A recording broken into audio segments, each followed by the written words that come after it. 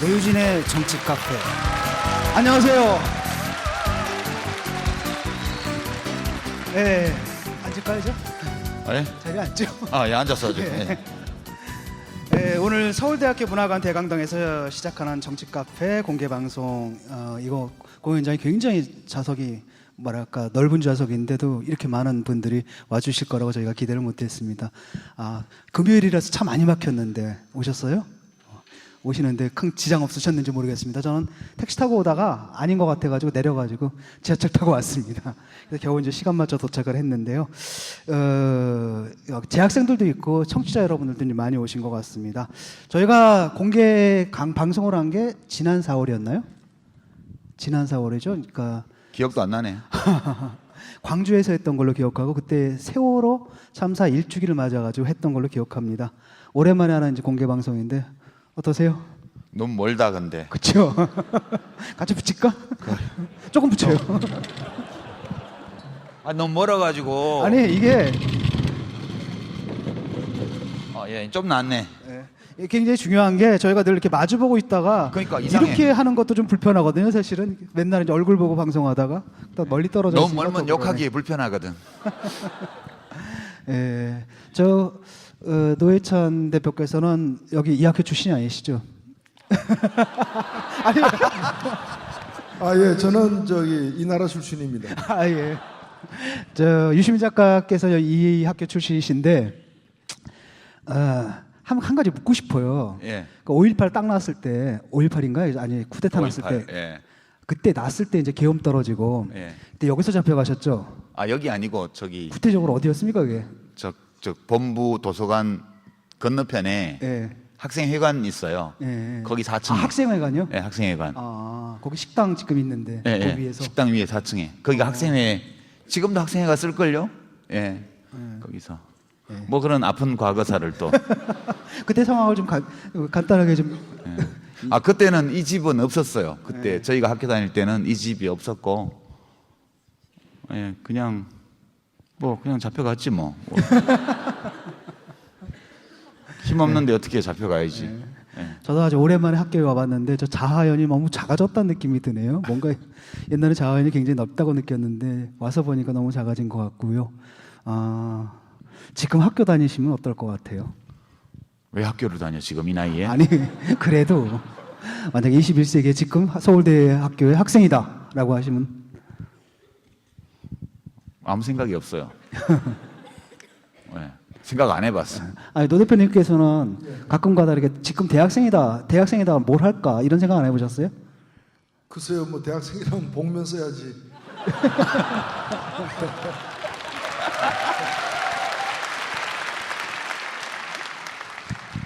가면을 쓸 수는 없으니까 복면 쓰고 이제 내일 같은 날 강화문을 지켜야죠. 예, 저 이제 대본에 있기 때문에 한번 이제 말씀을 드려봤는데 저 같은 경우 뭐 할까? 그때랑 똑같을 것 같아요. 찌질찌질하게 여학생들 쫓아다니다 차이기나 하고 이제 그랬을 것 같아 그래가지고 자아연화 쓸쓸히 앉아 있고 이러지 않았을까 이런 생각을 해버립니다. 그럼 잘 들리세요? 예. 지난 11월 한 달 동안에 정치 카페 스페셜로 방송된 역사 스페셜 아주 인기가 높았습니다. 그 덕분에 지금 저희가 보통 이제 팟캐스트 올리잖아요. 그러면은 수요일, 목요일, 잘하면 금요일 이렇게 1등을 하거든요. 근데 그거 하는 바람에 막 토요일, 일요일까지 1등 하는 바람에 그 생태계를 해쳤다라는 불만이 팟캐스트 생태계를 해쳤다는 굉장한 민원이 많이 들어왔었습니다. 예, 이 자아 비판의 형식을 빌린 자뻑이 되겠습니다. 예, 그리고 또 다른 한편으로는 또 JTBC 나가셔가지고 토론도 하셨죠. 끝장 토론. 밤샘 토론. 밤샘 토론이죠. 예. 그것도 많이 회자가 됐던 것 같아요. 그게 밤샘 건 아닌 거 아시죠?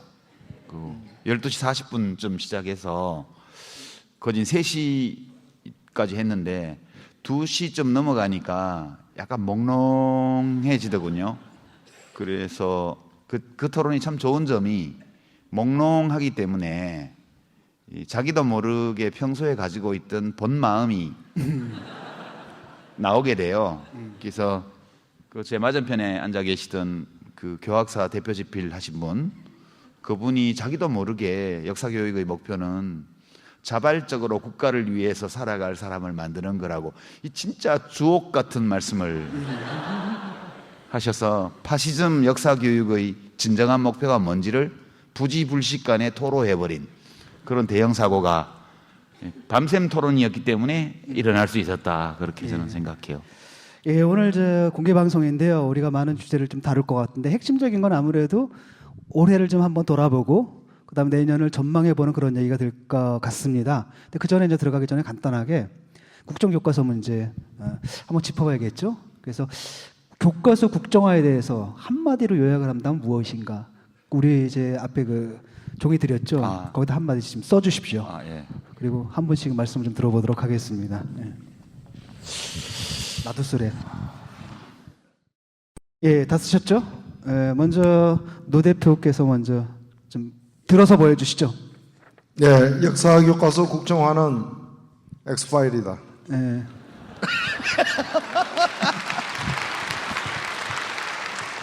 예, 뭐 설명할까요? 예. 예, 제가 이렇게 얘기하는 건 뭔가면은 그 굉장한 이제 미래를 내다보는 그런 이제 예지력과 또 의지를 실어가지고 드리는 말씀인데, 예정대로 한다면은 내년 말까지 국정교과서 역사교과서 국정화가 이제 그 편찬이 완료가 되고 2017년 1월달에 검수를 해가지고 2월달에 인쇄를 할 계획으로 알고 있습니다. 저는 이 교과서가 결코 종이 위에 인쇄되는 일은 없어야 한다. 파일로만 남아야 한다.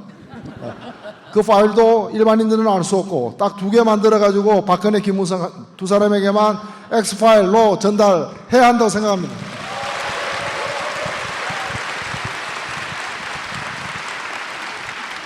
예. 제 거는 이게 파시즘 전체주의 이렇게 썼는데요. 제가 그 밤에 토론하면서 북한 좋아해요? 이렇게 물었더니 되게 당황해 하시더라고요.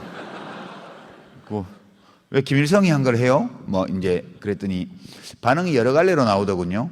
한편에서는 북한 안 망했는데 왜 망했다 그래? 그러는 분도 계시더라고요. 그냥 어려움을 겪고 있는 거지. 개뿔 망했어요. 북한 안 망했다고 계속 주장하는 분들 좀 곤란해요. 저는 그거는 좀 진짜 인민들이 굶으면 그 망한 나라잖아요. 그랬더니 굉장히 당황을 하시던데 저는 그렇게 생각합니다. 아까 제가 소개했던 권희영 교수의 그 발언, 감시하고 처벌하지 않아도 알아서 국민들이 국가가 부여해준 목표를 자기의 개인적인 목표로 동일시해서 감시하고 처벌하지 않아도 자발적으로 복종을 하는 이런 사회를 이상적인 사회라고 생각하는 것 같아요. 그러니까 제가 좋아하는 밀의 표현을 빌리면 같은 날 같은 모양으로 털을 깎이는 수천 마리의 양떼와 한 사람의 목동 그리고 몇 마리의 개로 구성되어 있는 사회, 이런 사회를 우리 대통령이 되게 좋아하는 것 같아. 새누리당 당원들만 데리고 어디 독도에 가서 그런 나라 만들고 사시면 좋을 것 같아요. 그리고 제 답변을 좀 보여드릴 차례인데요. IS. 아니 농담이 아니라 물론 이제 그 상대 위험을 갖다 너무 과장하는 건 좀 문제가 있는 겁니다. 정치적인 뭐 선동하는 사람들이 되게 그러잖아요. 근데 그게 과장할 필요 없이 제가 이제 IS에 대해서 너무 궁금해가지고 좀 찾아봤거든요. 그랬더니 그 사람들이 수니파에 속하는데 수니파에 뭐 와하비즘이라는 걸 신봉하는 사람이라 그러더라고요. 그래서 와하비즘이 어떤 건가 좀 봤거든요. 되게 재밌는 게 이 사람들은 일단은 자기들 신앙 외에는 모든 거 다 잘못됐다고 생각하는 사람들이에요. 그래서 일단 누구부터 이제 없애려고 하나요? 무신론자를 없애려고 해요. 그 다음에 이제 다신론자를 없애려고 해요. 그 다음에 유일신만을 강조하거든요. 근데 유일신도 재밌는 게 뭐냐면 사실 아브라함 종교잖아요. 사실 기독교나 개신교나 가톨릭이나 아니 유태교나 그 다음에 이슬람이나 같은 신이거든요, 사실은. 근데 그 중에서도 오로지 자기들 많이 믿는 방식으로 그 신을 믿어도 그것만 인정을 하는 겁니다. 또 이슬람을 믿어도 그 사이에서 또 시아파는 안 돼요. 수니파만이고요. 또 수니파 내에서도 자기들의 그 종교 해석 있죠. 경전 해석. 그것을 반대하는 사람들은 다 배교자라 그러더라고요. 그래서 배교자라는 그 논리가 있어요. 그래가지고 다 적어로 만들고 자기들 해석만 유일하게 옳다라고 얘기를 하는데 이게 되게 비슷하잖아요. 사실은 기독교도 옛날에 그랬죠. 중세 때. 그래서 그런 말이 있습니다. 성서 해석을 독점하는 사람이 실제로는 이 땅에서 신이 된다. 근데 그게 사실 중세 때는 교황청이 그랬고 그 실제로 이제 신의 역할을 했죠. 그런데 그걸 무너뜨린 게 루터죠. 루터가 성경을 번역해서 누구나 다 읽게 하고 누구나 다 해석하게 만들면서 이걸 무너뜨렸잖아요. 루터 나쁜 사람이야. 근데 지금 보면은 지금 국정화론자들이 하는 얘기가 바로 그건 것 같아요. 여러 가지 역사 해석 중에 우리만 오로지 옳다. 그 다음에 나머지 8개 교과서가 있는데 그거 다 잘못됐다고 얘기를 하잖아요. 그래서 그 역사에 대해서 해석을 독점하는 그 사람이 뭐가 되냐면 결국은 그 사람들이 국가가 되는 거예요. 그러니까 그 사람들이 결국 국가를 참칭하는 거고 거기에 반대하는 나머지 사람들은 다 뭐가 되냐면 이제 반국가 분자가 되는 거죠. 근데 난 좀 반대인데 그 해석은. 왜요? 좀 달라요. 뭐가? IS는 알라신을 섬기잖아. 예. 근데 우리나라의 국정교과서를 하는 분은 조상신을 섬겨요. 그렇죠. 그건 되게 다른 거야. 그 알라신은 세상 만물을 창조하신 분으로 자기 생각하지만 아니, 지금 이분이 섬기는 조상신은 자기 혼자 만든 사람이잖아. 그러니까 이분은 또 이분들이 박근혜를 만든 사람이잖아요. 나하고는 관계 없잖아. 내가 나서야 될 것 같은데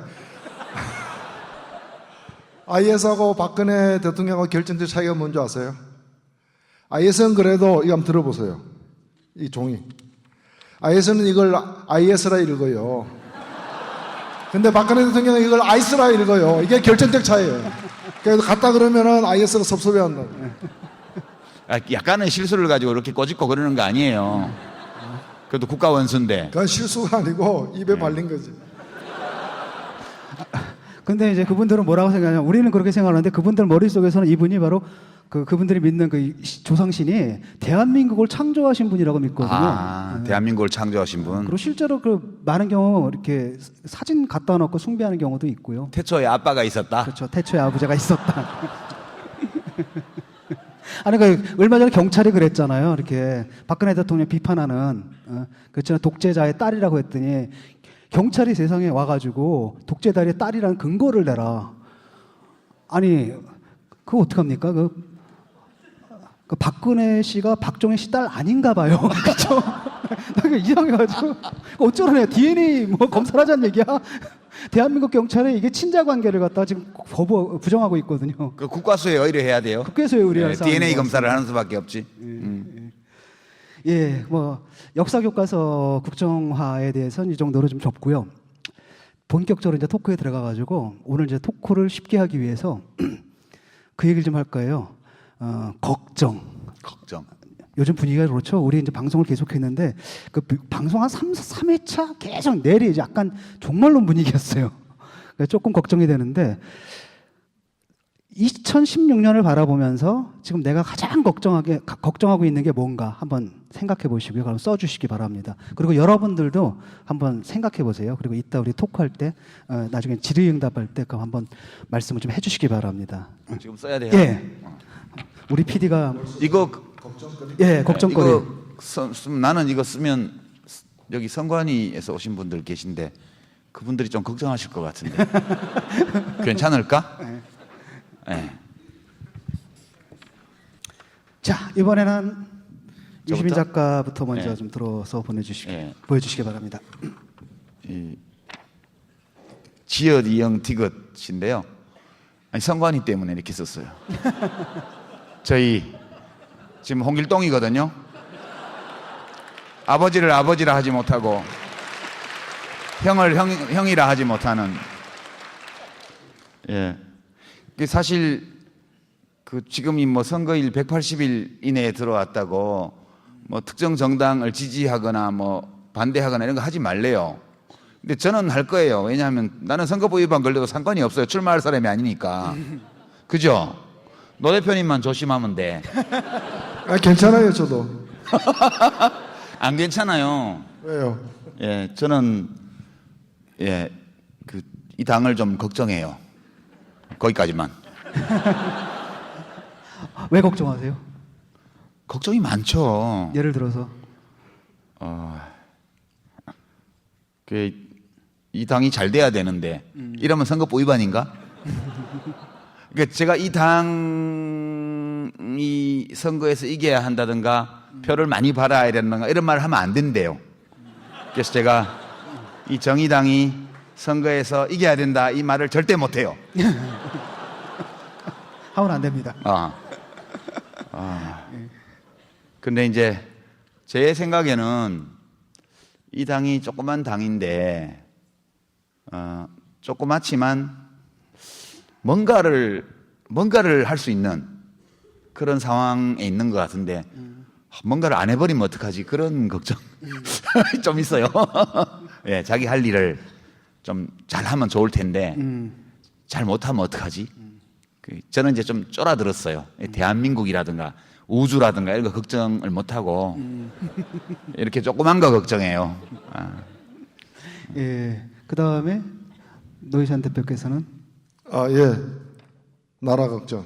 역시 정치인이십니다. 예. 이 나라에는 뭐 정의당도 포함되고 정의당을 걱정하는 사람도 포함되고 다 걱정되는 거죠. 정의당을 걱정하는 거는 선거법 위반이 아닌 것 같아요. 예. 고무 찬양 이런 게 이제 근데 재미있는 게 뭐 조선노동당을 지지하자 이러면 괜찮습니다. 내년에 선거에 안 나오거든요. 뭐 그리고 뭐 미국 공화당 지지하자 이런 얘기도 괜찮은 걸로 알고 있고.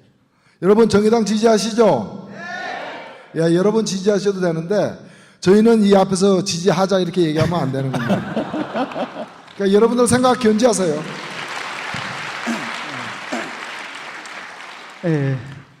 제 걸 좀 보여드릴게요. 저는 젊은이들 걱정을 좀 많이 합니다. 요즘은 사실은 저희 같은 경우는 이제 나이가 좀 들어가지고 살 만큼 살았거든요. 그래서 대충 이렇게 살면 되는데 앞으로 살 날이 창창이가 남았는데 요즘 제가 학교에서 이제 학생들 만나잖아요. 그래서 같이 밥 먹고 같이 술 먹고 좀 얘기를 하다 보면은 우리 때처럼 우리 때는 그냥 세계를 다 엎어버릴 기세가 있었는데 그냥 위축이 돼가지고 뭘 해야 될지 모르겠고 그다음에 감히 또 제가 거기다가 무슨 충고를 할 주제도 못 되잖아요. 그래서 시장 상황이라든지 이런 것들이 좀 잘 풀렸으면 좋겠는데 지금 법안 통과하는 거 이런 걸 보니까 이거 상황이 또 변할 것 같지는 않고 그래서 우리 젊은이들이 너무 꿈과 희망 또 용기 이런 걸 잃어가는 게 아닌가 그리고 내년 되면 그게 더 심해지는 게 아닌가 이런 걱정들을 좀 많이 합니다. 걱정이에요. 그래서 오늘 이제 이런 주제 여러 가지 주제를 놓고요 다양한 좀 토크를 좀 나눠볼까 합니다. 예. 먼저 2015년에 벌어졌던 일들을 한번 회고를 한번 해봤으면 좋겠어요. 그 중에서 가장 기억에 남는 일이 어떤 건가요? 어떤 일이 기억에 남으세요? 정치 분야에서 먼저. 우리 정치 카페니까 정치 얘기를 해야죠. 하도 많은 안 좋은 일이 있어서 그 중에 어느 걸 제일 안 좋은 걸로 꼽아야 될지 참 걱정은 걱정이에요. 그걸 걱정하십니까? 예. 근데 저는 지속적으로 지금 안 좋게 느끼는 게 예전에 제가 이제 젊은이였을 때는 그때는 이제 박정희 대통령 또 전두환 대통령 이런 시대인데 좀 이거보다는 좀 나은 대통령을 가질 자격이 있지 않나 우리나라가 우리 국민들이 그런 생각을 많이 했어요. 그래서 저 독재는 이제 저 나쁜 사람들이 힘 가지고 하는 건데 저것만 아니면 대한민국 되게 좋은 나라 될 거야 그렇게 생각했는데요. 요즘 들어서 내 생각이 좀 현실하고 안 맞는 거 아닌가 그런 느낌이 있어요. 왜냐하면 예전에 유신헌법 국민투표 5공화국 헌법 국민투표 이런데 90% 이상이 투표를 하고 90% 이상이 찬성을 하고 이런 게 전부 강압에 의해서 겁먹고 속아서 그렇다고 생각을 했는데 그런 것도 있죠. 그렇지만 요즘 보면 저는 박근혜 대통령이 되고 나서 뭘 제대로 잘한 거는 고사하고 법대로 일단 제대로 한 거라도 하나 있나? 잘 안 찾아지는데 잘하고 있다고 대답하는 국민이 반이잖아요. 우리가 좀 신통치 않은 대통령을 뽑을 수 있죠. 근데 하다 보면 속아서 착각해서 뽑을 수 있죠. 그래서 이명박 씨 뽑을 때는 엄청 500만 표 차이로 뽑아놓고 지금은 잘했다고 하는 사람이 1%밖에 안 되잖아요. 냉정해요, 진짜. 그런데 지금 뽑아놓은 이분은 더 못하는 것 같은데 내가 보기에는. 근데 45%가 잘한대요. 이게 우리나라를 망치고 있는 거 아닌가? 이거는 제가 젊었을 때는 생각 못했던 거예요. 그때는 올바른 올바른 무슨 교과서? 예. 그런 걸로 우리가 배우긴 했지만 국정교과서로.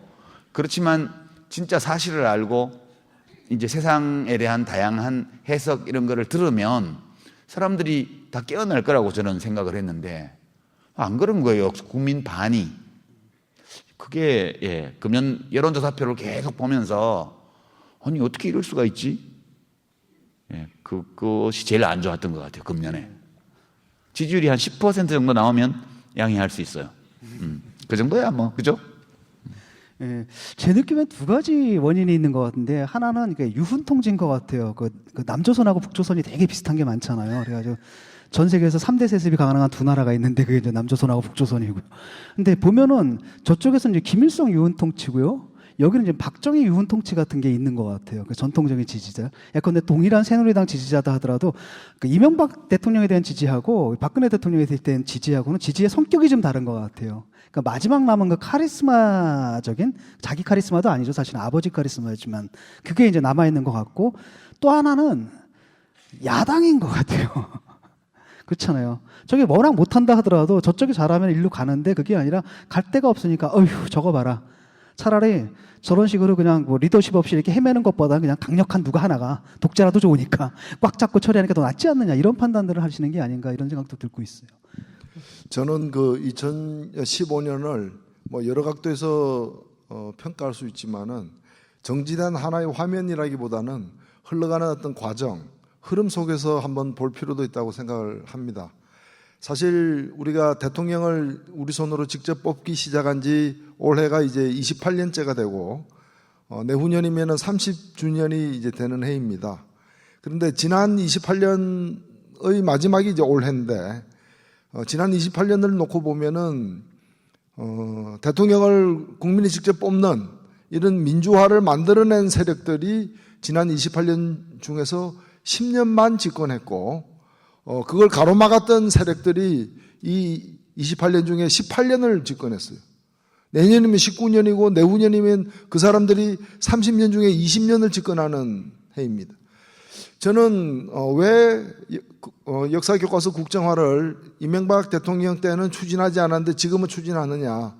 여기에는 이제 대통령 개인사의 문제도 있을 것이고 독특한 개인의 어떤 뭐 생각이나 의지 이런 것도 있겠지만은 그때보다도 지금 더 그 세력들이 힘이 세진 게 아니냐. 집권 기간이 길어지면서 그리고 많은 국민들은 이 집권 기간이 길어지면서 염증을 내고 있는데 그래서 정권 교체를 필요하다는 분이 더 여론조사에서 많이 나오는데 그걸 대변할 그 뜻을 이어가야 할 야권들은 또 국민들이 볼 때는 굉장히 신뢰가 안 가는 그런 상태로 좀 머물러 있는 어찌 보면은 지금 집권 세력들의 힘은 계속 커가는데 그 대응하는 세력들은 힘이 더 위축되어 가고 있는 듯하게 보이는 이런 속에서 저들이 과거에 생각하지 못했던 그런 도발들을 역사교과서 국정화처럼 하고 있는 게 아니냐.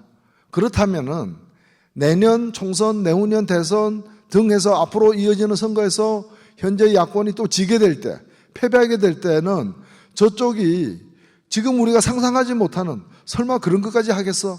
생각하는 그런 도발을 갖다가 더 감행할 가능성도 있다라는 점에서 사실은 그래서 제가 걱정이 사실은 되는 거고 그래서 어떻게 이걸 막아낼 것인가 이런 데 대해서 사실은 여러분들과 함께 절치부심하고 있다 이렇게 생각합니다.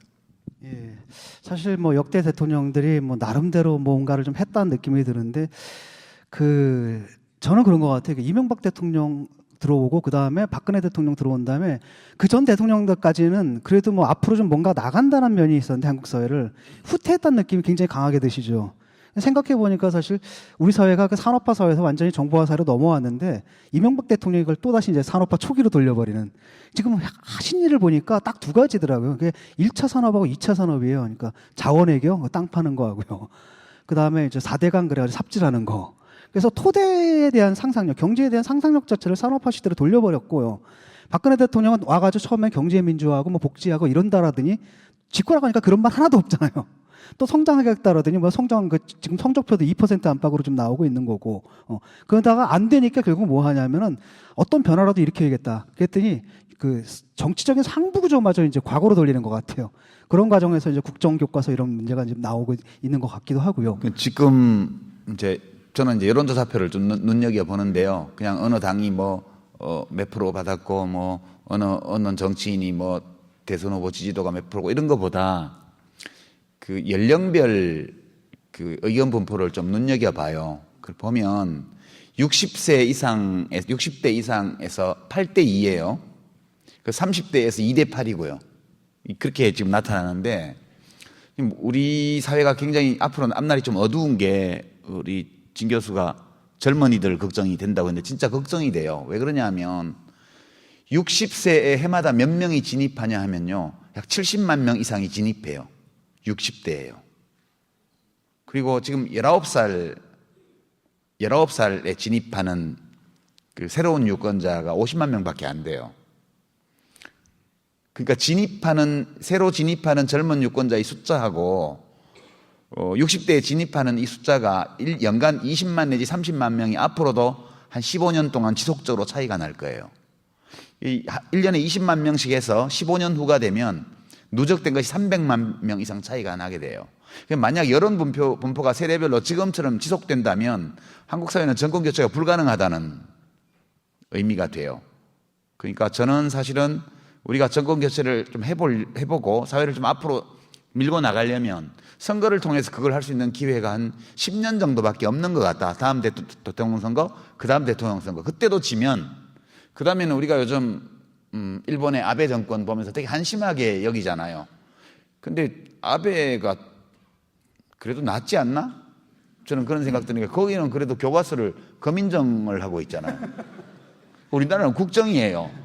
그러면서 외교부 대변인이 나가가지고 그저께 다시 그 교과서 무슨 지필 기준 문제 가지고 또 일본 정부를 비판을 하더라고요. 그래서 야, 똥바가지 덮어서 나가가지고 상대방 얼굴에 흥 묻었다고 지금 욕을 열심히 하고 있구나. 그래서 근데 저는 그것 때문에 굉장히 불안해요. 그러니까 단적으로 말하면 이 할아버지 할머니들이 당신 그들의 그 기초연금 그거는 20만 원으로 올리는 거 찬성하잖아요. 근데 손자들 학교에서 밥 주는 거는 반대한다고요. 아니 이런 할아버지 할머니가 어디 있어요? 그렇잖아요. 말이 안 되잖아요.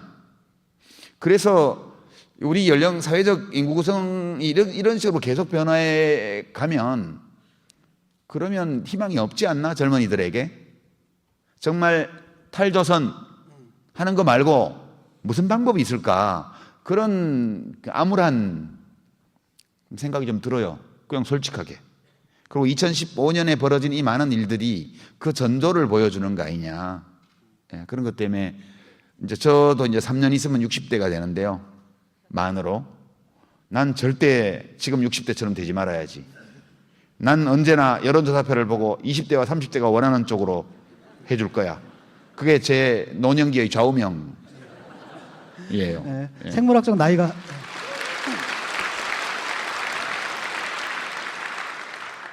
생물학적 나이가 중요한 건 아니고요. 어떤 나이가 젊은 사람도 굉장히 늙은 생각을 가질 수 있고 그 다음에 나이가 다시신 분들도 아주 젊은 생각을 가질 수 있는 것 같은데 걱정이 되는 게 이제 그런 것 같아요. 사회가 과거, 현재, 미래로 나아간다고 할 때 이 사회의 발전 방향을 누가 결정하느냐라는 거죠. 어떤 사람들이 결정하느냐고 했을 때 보통 이제 나이 드신 분들 같은 경우는 새로운 걸 배우기보다는 자기들이 해왔던 거 경험에 따라서 판단한단 말이죠. 그럼 사회의 방향이 우리나라의 방향이 과거의 미래가 발목이 잡히는 그런 현상들이 이제 발생하는 게 아닌가.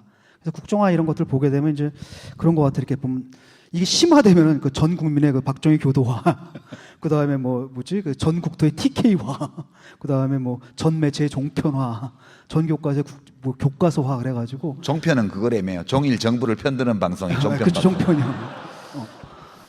그래서 이런 것들 보면은 이제 이래도 되는가? 물론 저는 선의를 의심치 않아요. 나이 드신 분들도 자기 세대에 가장 좋은 것을 다음 세대에 전해주고 싶어요. 근데 문제는 뭐냐면 자기 세대의 그 말이 문제죠.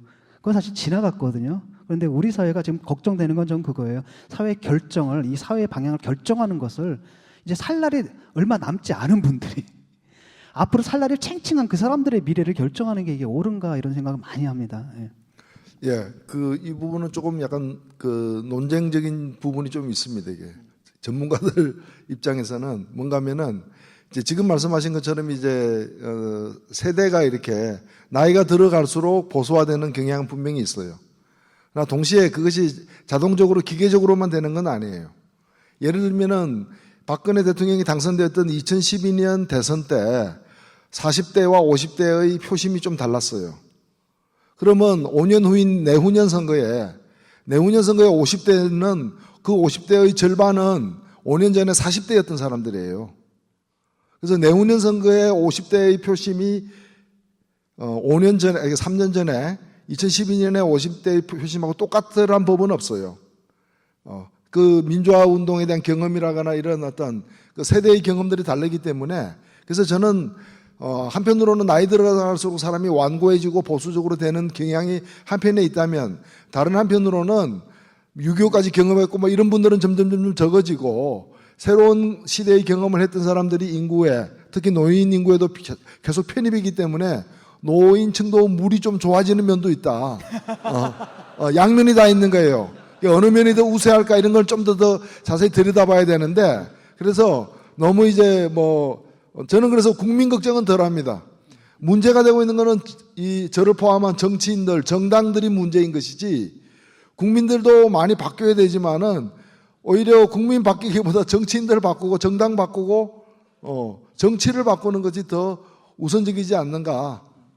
근데 그렇게 생각합니다. 근데 한 가지만 저는 심각하게 봐요. 이 사회적 인구 구성의 변화만큼 정치, 사회, 문화 모든 면에서 심각한 변화를 야기하는 그런 사회적 변수는 없다고 저는 평소에 생각을 하는데요. 지금 여러분들 어떠세요? 우리나라에서 인구가 제일 많은 게 몇 년생이 인구가 제일 많다고 생각하세요? 예, 1980년생이에요. 그러니까 물론 출생자 숫자는 그전에 더 많았던 데가 있지만 지금 살아있는 사람의 숫자라고 보면 제가 알기로는 1980년생이 제일 숫자가 많고요. 앞으로 50년 동안 계속해서 제일 숫자가 많은 그 사람이에요. 1980년생이요. 2060년 인구 추계를 보면 그때도 1980년생이 압도적으로 제일 숫자가 많아요. 두 번째 많은 게 1995년생이에요. 1995년생이요. 이제 그렇게 인구 구조가 돼 있는데 지금 2000년대 들어와서 태어난 아이들의 숫자는 50만 명이 안 되잖아요. 1959년생, 1980년생들은 다 100만 명 내외에 태어났던 세대거든요. 의료기술이 좋아져갖고 웬만하면 안 죽어요, 또. 그러니까 되게 오래 살게 되니까 저는 이제 1980년생이 숫자가 되게 많았고 왜 그러면 1997년, 2002년에는 정권 교체가 진보 쪽으로 이제 정권이 넘어갔냐 하면 그것이 사회적 인구 구성과 직접적인 관계가 있다고 저는 생각해요. 그러니까 우리나라의 인구 구성이 본격적으로 이 버섯 모양으로 전환되기 시작한 게 그 이후거든요.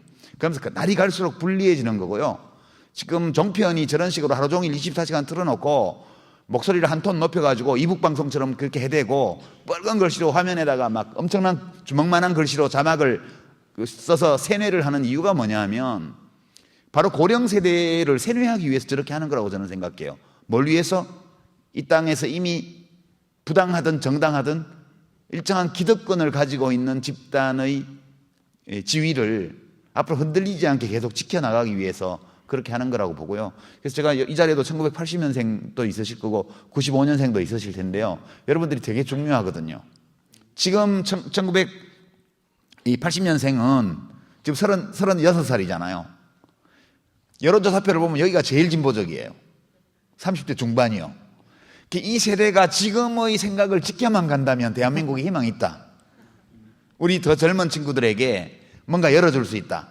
그렇게 아주 비관적인 건 아니에요. 그러나 제 친구들도 젊었을 때는 되게 좀 진보적이었거든. 근데 요새 만나보면 확실히 덜 그래. 그래서 걱정이 되는 거죠. 예. 그 친구도 이제 여러 가지가 있는 것 같아요. 예.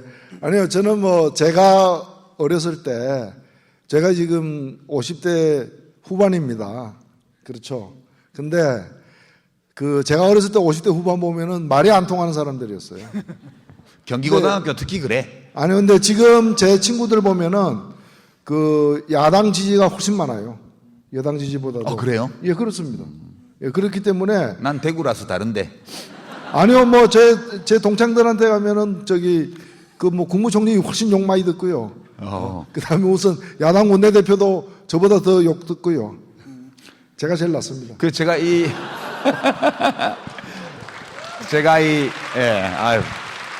이 인구구조 말씀을 자꾸 드리는 이유는 사실은 이제 이거 자체를 강조하기보다는 이제 다음번 대통령 선거, 그러니까 정권 교체를 해야 됩니다. 야당이 이겨야 됩니다. 또 선거법 위반이 될지도 모르니까 제가 법을 지키기 위해서 표현을 다르게 할게요. 2017년 대통령 선거, 2022년 대통령 선거에서 또 현 집권 세력이 집권하게 되면 우리나라의 미래는 없다고 저는 생각을 해요. 그 두 번의 대통령 선거에서도 못 바꾸면 그 다음에는 진짜 더 어려워지는 거기 때문에 무슨 일이 있어도 우리나라에 국운이 있으려면, 우리 국민에게 복이 있으려면 2017년과 2022년에 현 집권 세력이 아닌 세력이 집권을 해야 될 것이다 라고 전망할게요. 그냥. 예. 선관위 분들이 참 계셔서. 예. 인구 분포 말씀하시니까 조금 또 저도 떠오르는 생각이 있는데, 사실 우리나라 사회가 너무 급속하게 발전하다 보니까 어쩌면 이런 갈등들은 당연한 건지도 몰라요. 왜냐하면 서구에서는 농경사회 생각하려면 한 몇백 년 전으로 돌아가야 되고, 산업사회 시작한 것도 200년 됐잖아요. 정보화사회로 넘어간 것도 거의 100년 되거든요. 1960년대부터 넘어가니까. 근데 한국은 한 집안에 셋이 있어요. 우리 어머니는 농경 세대거든요. 그다음에 이제 그다음에 요즘 젊은이들의 그 아버지는 산업화 세대고, 요즘 세대들은 정보화 세대잖아요. 그래서 저희 어머니 같은 경우는 지금도 그 가뭄이 들잖아요. 그러면 뭐 어떻게 내지 이거 걱정하시거든요. 이런 게 좀 강하고, 아마도 그다음에 가부장제에 대한 제가 있는 이제 아무래도 TK 지역에 있다 보니까 식당에 가면은 이렇게 저 두 분 영정을 모셔놨어요. 이런 거 보면 이건 뭔가 이런 생각이 드는데, 어쨌든 그 시대가 지나게 되면, 세월이 지나게 되면 이게 등질화 되는 것 같아요. 좀 전에 뭐죠? 나이가 들어가면 갈수록 이제 사회가 젊어지지 않습니까? 젊어지는 건 아니죠. 그대로지만 그 다음에 세대는 계속 뭡니까? 이른바 정보화 세대 사람들로 이렇게 채워 나가다 보면은 지금과 같으면 진보 보수의 대립이다라는 게 사실 외국에는 없잖아. 이런 거 가지고 안 싸우잖아요. 이런 것들도 이제 사라지지 않을까. 그 다음에 이른바 보수도 지금 이런 모습이 아닌 이른바 좀 제대로 된 보수가 나오지 않을까. 저는 놀랬던 게 주커버그 이런 사람들 있잖아요. 99% 막 다 하고, 뭐 빌 게이츠. 그 미친 사람이라고 그래? 우리나라 부자들은. 예. 그러니까 그래야지 자본주의가 유지된다라고 믿는 거 아니에요? 그게 진짜 보수주의 아닙니까? 우리나라도 이런 멋진 이른바 멋진 보수주의자들도 나오고, 또 이른바 왜 그 재벌들은 좌파가 되면 안 되죠? 왜 미국 보면 리무진 좌파라고 있잖아요. 이렇게 다양한 스펙트럼을 갖는 사회가 우리나라도 되지 않을까 이렇게 희망해 봅니다. 예. 근데 문제는 사실 저는 박근혜 대통령이 한 게 별로 없다고 보거든요. 뭐 너무나 못한 일들이 많아가지고, 그렇죠. 죽을 쓰고 있죠. 그럼에도 불구하고 아까도 말씀하신 것처럼 높은 지지율을 유지하는데 가장 결정적인 게 뭐냐면 이른바 야권이 제대로 못하는 부분이 분명히 있는 것 같아요. 야권 문제는 노 대표님이. 야권 대표로서 자기 반성. 나는 야권의 야권이기 때문에. 아니 뭐 같은 야권인데 뭘 그래.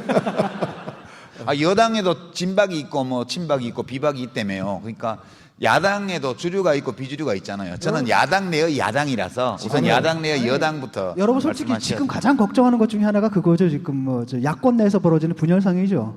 굉장히 많이 걱정하실 겁니다. 뭐 우리나라 문제는 뭐 여야의 문제도 있지만 기본적으로 지금 집권당이 과연 보수 정당인가 저는 굉장히 의문이 들어요, 사실은. 그러니까 다른 뭐 흔히들 뭐 글로벌 국제적인 어떤 표준을 갖다 보자라고들 많이 얘기를 하는데, 다른 나라 가면 이런 당이 잘 없죠, 사실은. 그 보수 정당이라고 부르기도, 아니 무슨 보수 정당이 독재를 미화하고 친일을 찬양하고 교과서 국정화하고 그런 보수 세력이 지금 어디 사실 있습니까? 그죠? 그러니까 지금 시대는 물론 이제 철기 시대라 그래서 모든 사람이 철기를 쓰는 건 아니죠. 철기 시대에도 석기 쓰는 사람도 있고 뭐 청동기 쓰는 사람도 일부 있는데, 이 어찌 보면 보수 진보로 이렇게 경쟁해야 되는 그런 이제 정치 국면에서 아주 전근대적인 그런 이제 가치관과 노선을 갖고 있는 당이 우리나라에서 압도적인 지금 뭐 국회 내의 어떤 지배 권력으로서 이제 자리를 잡고 있는 게 이제 문제인 거죠. 그러다 보니까 야당들도 아직까지 제가 볼 때는 대한민국의 가장 큰 문제는 뭔가 하면은 국민은 이미 먹고 사는 문제, 최근에 여론조사도 보면 가장 중요한 문제가 뭐냐 했을 때 과거와 달리 경제 성장보다도 경제 민주화를 갖다가 훨씬 더 우선적 과제로 이렇게 많은 사람들이 꼽고 있는데, 결국에 경제 민주화를 어떻게 할 거냐를 두고 보수 진보가 나뉘어서 관리적 싸워야 되는데, 우리 정치는 그 이전에 영호남이 싸우거나 아니면은 과거의 어떤 그런 양김시대 때 만들어진 정당들의 어떤 대립구도가 지배적인 대립구도처럼 되어 있는 게 저는 가장 큰 문제라고 사실 생각됩니다. 그런데 이것이 물론 하루아침에 무슨 한 가지 어떤 방식을 가지고서 바로 바뀌지 않기 때문에 지지부진한 현재의 상황이 계속되고 있는 거 아니냐. 뭐 그런 점에서 어느 한 당만 바뀌어서 달라질 문제가 아니라 전체가 바뀌어야 되고, 그 바뀌는 과정이 물론 대단히 복잡하겠습니다만, 그래서 저는 지금 정의당도 그렇고 새정치민주연합도 그렇고 이런 지금 이제 새정치연합, 새누리당과 나머지 두 야당, 이런 체제로서는 큰 변화가 있기 어려울 것이다라고 봅니다.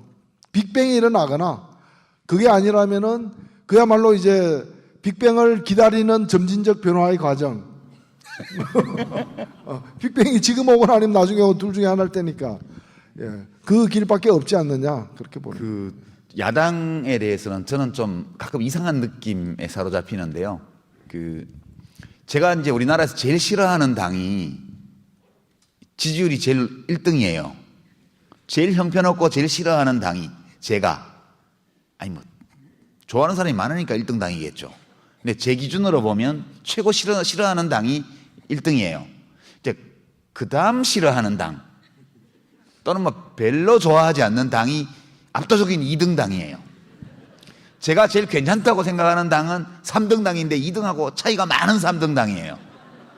근데 우리가 이런 상황에 직면했을 때 세상이 잘못됐어, 국민이 잘못됐어 이렇게 얘기하면 제가 뉴라이트하고 똑같아지잖아요. 99.9%가 잘못됐고 역사학자의 90%가 좌경화됐고 라고 말할 때 그분들의 심리 상태가, 내가 좀 사람들에게 지지를 못 받고 있으면 내 생각이, 그럼 나한테 무슨 문제가 있지 않나라고 생각해 봐야 된다고 제가 충고를 했잖아요. 그래서 사실 좀 찔리더라고, 저도.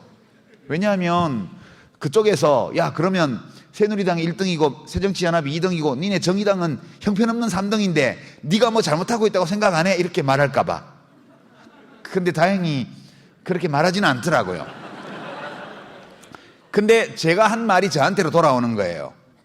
그러면 제가 그 뉴라이트 역사학자들에게 한 말을 나한테로 돌려보면, 그럼 내가 좋아하는 당이 3등, 그것도 지지율이 별로 높지 않은 3등이라는 사실을 내가 어떻게 받아들여야 될까?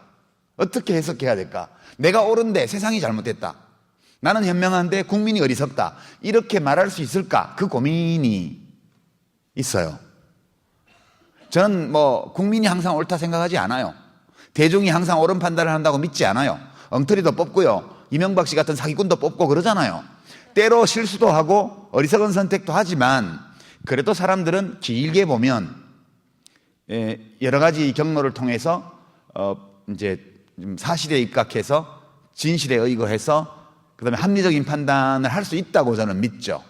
근데 이렇게 장기간에 걸쳐서 민주화 이후에 30년 가까운 세월 동안 진보 정당이 3등이고, 그다음에 우리가 때로 보수 정당이라고도 하고 자유주의 정당이라고도 하는 제1야당이 아주 예외적인 시기 몇 시기를 제외하고 늘 2등이고, 우리가 최고 싫어하는 친일, 독재, 부패를 상징하는 그 당이 거의 대부분의 기간 동안 1등이에요.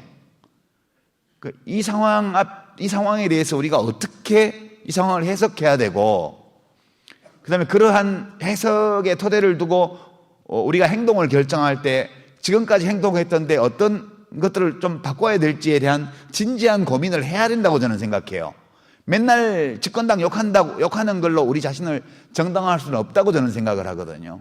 그래서 그런 각도에서 오늘 오신 분들 중에는 새정치연합 당원이나 지지자들도 계실 거고요, 또 정의당 당원이나 지지자도 계실 거고, 어느 당적도 없는 분들도 계실 거예요. 근데 우선 새정치연합이 국민들의 지지를 많이 받고 있기 때문에 욕도 많이 먹는 거고요, 그리고 책임도 큰 거죠. 예, 그렇게 생각을 하고 새정치연합의 정치인들은 왜 우리는 맨날 2등밖에 못할까? 국민들한테 문제가 있다고 그냥 스스로 위로하고 지나가도 되는 걸까? 이 생각을 진지하게 해보고 무엇인가를 바꿔야 된다고 봐요. 이 요구는 정의당에 대해서도 마찬가지로 해야 된다고 저는 생각하고 새정치연합이나 정의당과 같은 야권의 정당들이 이 고민을 진지하게 하지 않은 것이 오늘날 어려움을 겪게 되는 근본적인 이유는 아닌가 이런 의심을 해요. 그래서 제가 야당 속의 야당이라고 저를 주장하는 거죠. 네. 예. 제가 좀 질문을 드려볼게요.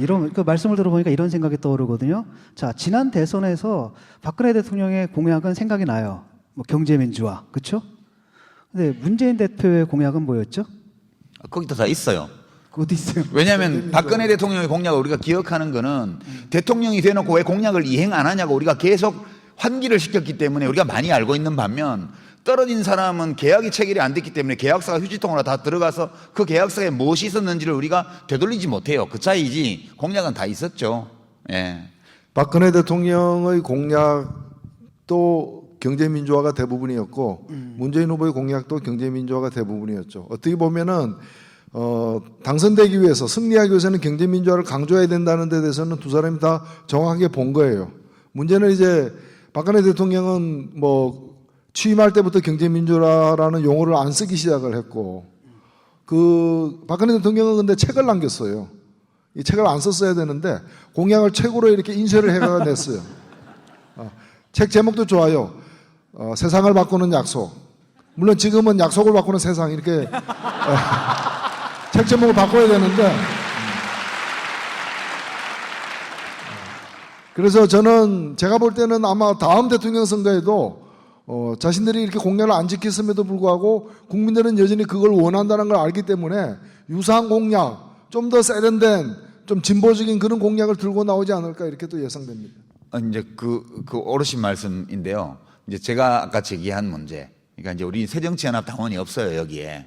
그렇지만 우리가 또 때로 협력하고 또 경쟁하기도 하지만 협력하고 또 앞으로도 협력해 나가야 될 정당으로서 2번 당, 우리보다 지지율이 3배쯤 정의당의 한 3배 또는 4배의 지지율, 국민 지지율을 기록하고 있는 이 제1야당에 대해서 이 제1야당이 왜 만년 2등일까? 이제 뭘 바꾸면 국민들이 더 많은 신임을 이 당에 줄 수 있을까에 대해서 우리 방송을 그 당의 분들도 많이 들으신다고 제가 들었어요. 그래서 그 얘기를 한번 좀 잠깐이라도 정리하고 가면 좋지 않을까 생각해요. 우리 일은 아닌데, 그죠? 그렇지만 옆집 일인데 옆집 일에 대해서 우리가 좀 한마디 이렇게 거들어 줄 수는 있다고 봐요. 이제 그건 한번 짚고 넘어갔으면 좋겠다 하는 생각이고, 제가 이제 먼저 한 가지만 짚자면, 이제 리더십이 없다는 지적, 리더십이 취약하다는 지적이 계속 있잖아요, 언론에서. 근데 아무리 세종대왕 이수진 장군을 모셔다 놔도 따라주는 사람이 없으면 리더십이 설 수 없는 거 아니에요? 저는 새정치연합을 보면서 되게 안타까운 거는 좀 뽑아놨으면 누가 되었든 좀 따라주고, 내 마음에 안 드는 거 있어도 좀 따라주고, 그렇게 해야 되는 거 아닌가? 소위 뭐 유식한 말로 영어로 fellowship이라 그러던데요. 그거 우리말로 어떻게 번역해야 될지 모르겠는데, 여하튼 앞에서 끌어주는 사람이 제대로 끌려면 그 끌어주는 사람을 받쳐주는 사람들이 또 제대로 협력해야지만 그 사람이 면도서고 어디 나가서 뭐 위력을 발휘를 할 텐데, 안에서 경상도 말로 깔지 뜯는다고 얘기하는데, 깔지 뜯는다 그렇게 표현해요. 경상도 말로 이렇게 긁어서 끌어내린다는 뜻이에요. 해코지하고. 사방 그러고 다니는 국회의원들이 많잖아요. 이제 저렇게 돼서는 그게 평소 주장의 옳고 그름을 떠나서 하나의 정당이 정당 안에서 룰에 따라서 그 대표를 뽑고 지도부를 뽑고 그 지도부를 중심으로 뭉쳐서 자기들의 주장을 관철하기 위해서 노력하는 모습이 보여야 신뢰할 만하다 이렇게 될 텐데, 그게 안 되는 게 제일 큰 문제 아닐까? 그래서 저는 가끔 그런 의심도 해봐요. 혹시 저 사람들 중에 누구라고 우리가 뭐 말할 수도 없고 증거도 없지만 뭐 어디 검찰 중수부, 지금은 중수부가 없어졌죠. 뭐 약점 잡힌 게 있어서 너 시킨 대로 안 하면 보내버릴 거야. 그렇게 협박받아서 하는 거 아니야? 이런 의심이 들 정도로까지 이게 심각하잖아요. 제가 그 당원은 아니지만 옆집에서 볼 때 안타까운 거예요. 그래서 그것만이라도 해결하면 1등을 못할지는 몰라도 1등하고 격차는 좀 줄어들지 않겠냐, 이런 관전평, 예, 이런 게 있습니다. 저는 뭐 방금 말씀하신 거 전적으로 공감하고요. 저도 한 말씀 드리자면 김대중 정부가 들어선 게 1998년이죠. 그리고 이제 5년 후에 2003년에 이제 노무현 정부가 들어서서 내리 10년을 사실상 집권을 했는데 그 다음에는 이제 정권이 넘어갔죠. 그리고 그 2007년 대통령 선거가 역대 1등과 2등의 표차가 가장 많이 난 530만 표로 차이가 난 선거 대패했습니다. 그래서 2008년부터 새정치민주연합, 그 당시에는 민주당이란 이름이었는데 야당이 된 거죠. 민주당이 2008년부터 지금까지 7년 동안에 그 당에서 만들어진 혁신위원회가 6번입니다. 그러니까 거의 해마다 혁신위원회를 만들었다는 거죠. 어찌 보면은 뭐 끊임없이 혁신을 했다고 이렇게 지칠 줄 모르고 혁신을 했다, 이렇게도 볼 수 있는데 저는 이제 이런 게 문제라고 사실은 생각이 되는 겁니다. 그러니까 뭐 사실 뭐 저도 그보다 새정치민주연합보다 훨씬 작고 더 지지를 못 받는, 더 실패를 많이 한, 또 더 어찌 보면 좀 능력이 없다고도 볼 수 있는 당에 속해 있는 사람이기 때문에 뭐 다른 당, 남의 당 얘기할 처지가 전혀 아니라는 걸 제가 깊이 깨닫고 있습니다. 잘 알고 있는데, 그다음 한 말씀 드리자면은 7년 동안에 6번 혁신위원회 만들었다는 얘기는 혁신위원회 만들 때의 어떤 그런 결기와 어떤 생각과는 달리 그 끝이 별로 혁신을 이루어내지 못했기 때문이 아닌가, 이렇게 사실 생각하고요. 그런 점에서 저는 지금 하고 있는 혁신이 성공하길 바랍니다. 진심으로 성공하길 바라고요. 오늘 아침 보니까 뭐 어저께는 우리 문재인 대표가 이제 혁신안을 그대로 그 혁신위원회에서 지난번 결정된 안을 밀고 나가겠다고 얘기했고, 오늘은 뭐 안철수 의원은 혁신안까지 다 받겠다고 했거든요. 저는 그 두 가지를 갖다 확실하게 좀 집행을 했으면 좋겠어요. 그렇게 되면은 대한민국 정치에 굉장히 크게 기여할 것 같습니다. 그래서 더 이상, 그리고 한번 이번에 혁신하고 앞으로 한 4년 동안 혁신하지 마십시오. 이번에 혁신 제대로 하면은 4년 동안 안 해도 될 거예요. 그건 분명합니다. 진 교수는 사회만 볼까요? 아니 저는 좀 한마디 안 해요? 좀 더 야한 질문을 좀 해볼 거예요. 예. 제가 걱정하는 건 뭐냐면은 이제 뭐 새정년이 이렇게 갈라지고 이런 게 아니라 우리가 전통적으로 보게 되면은 호남의 민주 세력들하고 서울 지역의 이쪽 민주 세력들이 있는데 약간 정서가 다르거든요, 어떤 면에서. 근데 그 다른 정서가 지금 분열의 조짐으로 나타나서 그게 좀 불안하다라는 거죠. 그래서 그런 가능성은 어떻게 보시는지. 왜냐하면 이게 위험하거든요. 서로를 요구하는데, 쉽게 말하면 호남 지역은 이제 소수다 보니까 아무래도 그 중도라든지 서울 지역 개혁 세력들하고 같이 연대를 해야 되는 것이고요. 또는 그 다음에 이제 또 서울에 있는 개혁 세력의 관점에서는 영남이라는 세력이 완전히 지역주의에 사로잡혀 있는 와중에서 호남이라는 아주 든든한, 어떻게 보면 교두보죠. 이게 굉장히 필요한데 지금 양상들이 지금 불안하게 나타나는 거예요. 이렇게 해서 이게 인터넷이나 트위터를 보게 되면은 사실 감정 대립까지도 막 가거든요, 그 지지자들 사이에. 그래서 이런 위험성들에 대해서는 어떻게 생각하시는지. 그거는 늘 있을 수밖에 없죠. 그런 거는. 왜냐하면 우리가 무슨 사상이나 이념이나 이해관계만으로 어떤 걸 판단하는 게 아니고, 또 그보다는 더 어떻게 보면 우연적이고 원시적인 연고나 이런 것들도 중요하죠. 중요하다는 표현보다는 그게 자연스럽죠. 아무래도 뭐 고향 땅 까마귀도 반갑다, 그런 게 우리 인간이 부족 본능을 갖고 있기 때문에요. 우리 몸과 뇌가 전부 다 석기 시대에 만들어진 거라 그러니 그때 만들어질 때부터 그게 내장되어 있으니까 그걸 완전 극복하는 것은 불가능하죠. 아무래도 같은 값이면 다홍치마라고, 고향 사람이면 반갑고, 나하고 뭐 연고가 있으면 더 반갑고, 그런 거는 자연스러운 것 같아요. 그래서 일부 이제 새정치연합은 큰 당이고 전국적으로 네트워크를 가지고 있고 지지층도 전국적으로 있는 당이기 때문에 그 내부의 이질적인 요소가 좀 더 많죠. 그러다 보니까 그런 것이 약간 충돌을 일으키는 국면은 있습니다. 그게 예컨대 뭐 안철수 의원 경우에는 본인은 뭐 경남 사람이지만 그 부인이 여수분이잖아요. 그 연고가 좀 있는 거예요. 반면에 문재인 씨는 뭐 그쪽에 개인적인 연고가 없죠, 거의. 그러다 보니까 아무래도 좀 그런 게 작용하는 거는 있어요. 근데 그거 있어도 정당이라는 것이 대의를 중심으로 해서 뭉쳐서 때로 대의를 위해서 내 자신의 작은 것을 버리고 포기하는 그런 모습들을 좀만 보여주면 그러면 그런 갈등들은 다 녹아서 이제 해결될 수 있다, 저는 그렇게 생각해요. 차이는 있는 거지만 그게 주요한 건 아닌데, 지금 보면 새정치연합 자체가 대의를 위해서 자기 거를 좀 버리는 모습이 너무 드물잖아요, 그 당이. 물론 그렇다고 우리는 그런 거 잘한다는 뜻은 아니고, 그렇지만 하여튼 객관적으로 볼 때 그런 문제 때문에 그게 도드라져 보이는 거라고 봐요. 좀 기강이 내부에서 서고 대의에 따르는 풍토가 좀 더 정립이 되면 그런 문제들은 있기는 있겠으나 주요한 문제는 아니게 될 거다, 저는 그렇게 생각해요. 사실 실제로 주민들을 만나보면은 지역마다 좀 차이는 있지만 그렇게 우리가 걱정할 정도로 뭐 강한 어떤 지역 중심주의를 갖고 있는 건 아니에요. 누구나 다 자기 지역을 먼저 생각하게 되고 자기 지역 잘 되길 바라는 그런 애양심이야. 우리가 나무랄 바는 아닌데, 다른 지역을, 상대 지역을 갖다가 이렇게 적대시하면서 어떤 지역을 갖다가 이렇게 자기 지역 중심으로 사고하는 그런 경향은 이 지난 역사 속에서도 정치권이 자기 필요에 의해서 부추겼던 측면이 더 강하지, 우리 국민들 속에는 시간도 또 흐르면서 특히 이제 YSDJ의 어떤 경쟁 이런 것까지도 한 역사의 한 페이지로서 넘겨버리면서 많이 적어졌던 것 같고, 제가 보기에는 지금 호남에 있는 분들이 많이 화가 나 있는 것은 여러 가지가 복합적이에요.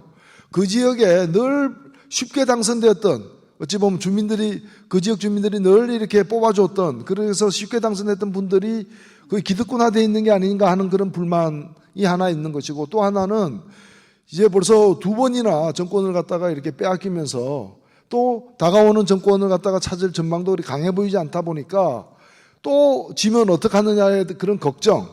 그러니까 왜 야당이 자꾸 이렇게 힘없이 자꾸 쓰러지느냐. 여기에 대한 좀 어떤 분노나 이제 질책 이런 것들이 이제 원성으로 나타나는 것이지, 뭐 어느 지역은 절대로 안 되고 그런 복고성 어떤 지역 갈등 조짐이 우리 국민들 속에 있는 건 저는 아니라고 봅니다. 네. 근데 우리 정치 카페 게시판 있잖아요. 여러분들 보세요? 보실 거예요. 정치 카페 팬들이 모이셨으니까 그 게시판 보실 거 아니에요. 카페 게시판도 그렇고. 카페 게시판은 그래도 이제 정치 카페 좋아하는 분들이 많이 오셔서 되는 데니까 또 괜찮은데, 그냥 팟빵 게시판을 보면 되게 재밌어요. 저는 그 눈팅을 자주 하거든요. 거기 보면 경청할 만한 개소리들이 많아요. 이제 경청할 만한 개소리라는 게 어떤 뜻이냐면, 얼핏 들으면 완전 억지고 말이 안 되는 것 같은데 가만히 왜 그런 소리를 하는지를 새겨보면, 표현을 이렇게 해서 그렇지 이런 식의 말을 할 때 그 배경에 깔려있는 어떤 소망이나 바램이나 이런 거는 정상적인 거예요. 그리고 존중받아야 마땅한 소망을 깔고 그것을 굉장히 비틀어서 표현해서 개소리처럼, 우리 뭐 방송윤리심의위원회 규제를 안 받으니까 개소리라 그래도 돼요. 개소리를 개소리라 그러지 뭐라 그러겠어요. 그냥 어쩔 수가 없어요. 분명히 겉으로 보면 개소리인데 안을 들여다보면 사람 목소리예요. 그런 글들이 이제 악플의 형태로 굉장히 많이 달린다는 걸 제가 느끼거든요. 그 중에 대표적인 게, 정치 카페는 정의당에서 운영하는 방송이니까 우리가 PPL을 좀 하잖아요. 간접 광고를. 근데 이제 그럼 니네 교섭단체 되고 뭐 지지율 좀 올라가면 그게 새누리당에서 완전 바라는 거지. 그러니까 이제 어떤 거냐면, 정의당이 교섭단체 만들고 새정치연합이 70석 미만으로 떨어져서 이제 새누리당이 200석을 하는 거예요. 아니 그게 들으면 개소리처럼 들려. 근데 가만히 들여다보면 이거 일리가 있는 얘기야. 그게 새정치연합 지지자들 중에서 약간 과장된 공포감에 사로잡힌 분들이 그런 글들을 남기세요.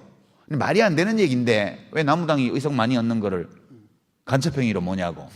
그렇지만 그 이면을 뒤집어 보면 현재 야권이, 정의당이기는 아직 안 했으니까, 새정치연합이란 제1야당이 내부가 소란스럽고 엉망이 돼 있고, 거기다가 야당은 또 여러 개로 나눠져 있고, 이렇게 3인 4각, 2인 3각 혹은 각계약진을 하다가 죽 서서 개존 일만 시키는 거 아니냐, 이런 걱정이 뒤에 깔려 있는 거예요. 그래서 저는 이런 이상한 말의 이면에 들어있는 이 걱정, 오늘 우리 주제가 걱정이니까 이거는 무시 못하겠더라고요. 저는 사실은. 여러분은 하셔요? 저는 무시 못하겠더라고요. 그래서 뭔가 이거에 대해서도 우리가 응답을 해야 되지 않나? 예. 그런 거 좀 느껴요. 자연스럽게 다음 주제로 좀 넘어가는데요. 사실 우리가 좀 걱정 많이 하죠. 지금 두 번의 정권이 있는데 이제 잃어버린 10년이라고 해도 될 것 같아요. 정말 우리 사회가 앞으로 나가지 못하고 뒤로만 후퇴해 있는데 문제는 뭐냐면 내년에 그렇기 때문에 내년에 굉장히 중요한 해라고 생각을 해요. 일단 총선이 있고 그 다음에 또 뭐가 있냐면 대선이 있잖아요. 내후년에. 예. 그런데 뭐 10년 지금 후퇴를 했는데 여기서 또 다시 후퇴를 한다는 거 우리 사회를 위해서도 굉장히 불행한 일이라고 믿는데 문제는 뭐냐면 이제 그 여기 계신 이제 우리 청취자 여러분들께서 바라는 건 뭐냐면 그럴 겁니다. 어떻게 하면 좋냐? 어? 지금 상황이 이런데 내년 총선이 있고 어떻게 대응했으면 좋겠는가? 물론 현실적이지 않아도 좋아요. 근데 가능한 안 같은 거 있잖아. 이렇게 하면 그래도 우리가 한번 이렇게라도 한번 해보면은 한번 붙어볼 만하다. 이런 안들이 있으면은 한번 좀 말씀 좀 해주시죠. 아니 안 얘기하기 전에 정의당 셀프 디스를 좀 해야 되지 않아요? 아 그래요? 날 1번 당 욕하고 2번 당 욕해놓고 그다음에 넘어가면 저놈의 3번 당은 자기 반성이라고 모르는 자들이야. 이렇게 오해를 받을 수 있잖아요. 예, 반성 좀 해주십시오. 노 대표님한테 셀프 디스 기회를 한번. 저는 뭐 정의당에서 비주류이기 때문에 정의당 내 야당이니까 친여당 하세요. 아 제가 심 대표하고 가깝다고요? 자, 주류가 좀 비판을 좀 해주십시오. 아니 이제 비판은 야당이 하는 거지 원래. 저는 이제 정의당의 삐끼로서 예. 제가 지난번에 통합 당대회 할 때 안 갔잖아요. 그 당의 당직자분이 저보고 거기 좀 오라고 전화를 하실게 제가 한국관 나이트 삐끼는 룸에 들어가지 않습니다. 삐끼는 거리에서 오가면서 이렇게 추운 날에도 두툼한 외투를 입고 지나가는 행인들에게 예, 웨이터 예, 박찬호 명함을 이렇게 돌리는 그게 이제 삐끼의 본업입니다. 이렇게 하고 제가 안 갔어요 행사에. 안 갔는데 저는 이제 정의당을 생각하면 셀프 디스를 하나만 할게요. 문제가 엄청 많은 당이야. 장점도 많지만. 근데 그 많은 문제 중에 한 개만 딱 하면 너무 간이 작다. 간이 너무 작다. 이게 간이 배 밖에 나와도 곤란하지만 간이 너무 작아도 이게 안 돼요. 그러니까 되게 정의당은 옛날부터 우리 노 대표님도 그러시고 하지만 우리 노 대표님이 고등학생 때부터 민주화 투쟁 영재잖아요. 고등학교 때 이미 야당 그 반정부 잡지사를 방문한다든가 뭐 야당 정치인과 접촉한다든가 이렇게 해서 아 잠깐만. 예. 아 제가 며칠 전에 저 방송에 나갔는데 저한테 그렇게 얘기하더라고요. 소개를 하면서 뭐 고등학교 때부터 유신 반대 활동도 하고 이러면서 막 대단하다는 듯이 얘기해서 제가 그랬습니다. 그러면 내 친구 중에 그런 사람이 있는데 고등학교부터 유신 찬양한 사람 뭐냐고.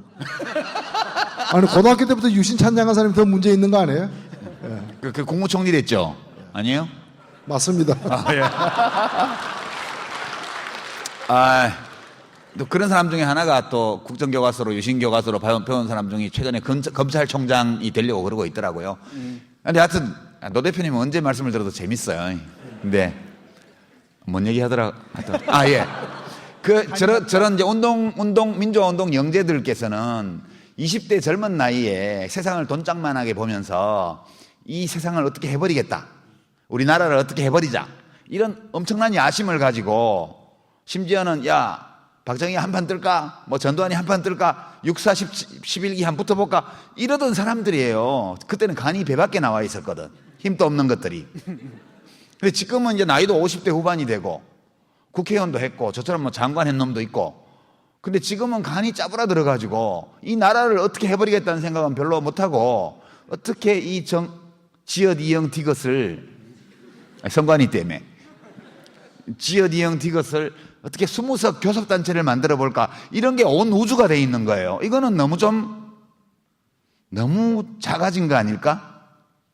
왜 큰 무대를 장악해서 나라를 확 바꾸겠다는 거를 안 하고 왜 대통령 후보로 나가면 대통령이 돼야 되겠다 이렇게 안 하고 100만 표를 얻어야겠다. 100만 표 얻으면 떨어지잖아요, 꼴찌로. 왜 그런 목표를 세우고 선거에 나가냐고요. 그래서 저는 정의당의 제일 큰 문제는 목표가 너무 낮고 포부가 좀 이상한 말처럼 들릴 거예요. 포부가 너무 작다. 왜 나라에 대한 책임의식을, 나라 전체에 대한 책임의식, 역사에 대한 책임의식 이런 걸로 젊은 시절을 살아왔던 분들인데 왜 50대, 40대의 나이가 되어서 이렇게 작아졌지? 그런 아쉬움? 우린 너무 작은 것 같아요. 우리 김수영 시인의 시를 보는 것처럼 작은 일에 매달리고 왜 그렇게 됐지? 이게 좀 슬퍼요. 그래서 제가 셀프 디스 좀 했습니다. 운동권 영재가 한번 대답을 해보시면 좋을 것 같은데.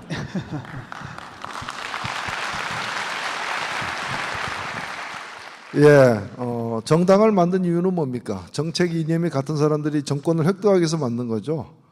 정권 획득할 어떤 의지가 없다면, 그런 권력 의지와 계획이 없다면은 정당을 해산하든가 다른 남의 당에 들어가서 조용히 살면 되죠. 예, 그래서 저는 정의당이 존재하는 이유는 정권을 획득하려고 한다고 생각합니다. 물론 쉽게 획득하는 방법이 있죠. 정의당보다 객관적으로 정권 획득 가능성이 더 현저히 높은 당에 편입돼 들어가면은 따라서 정권을 획득할 수도 있죠. 그런데 왜 그 길을 안 택하고 있느냐? 저는 그것이 저쪽은 못 믿는다거나 꼭 우리 독자적으로 해야 된다거나 이렇게 생각하지는 않습니다.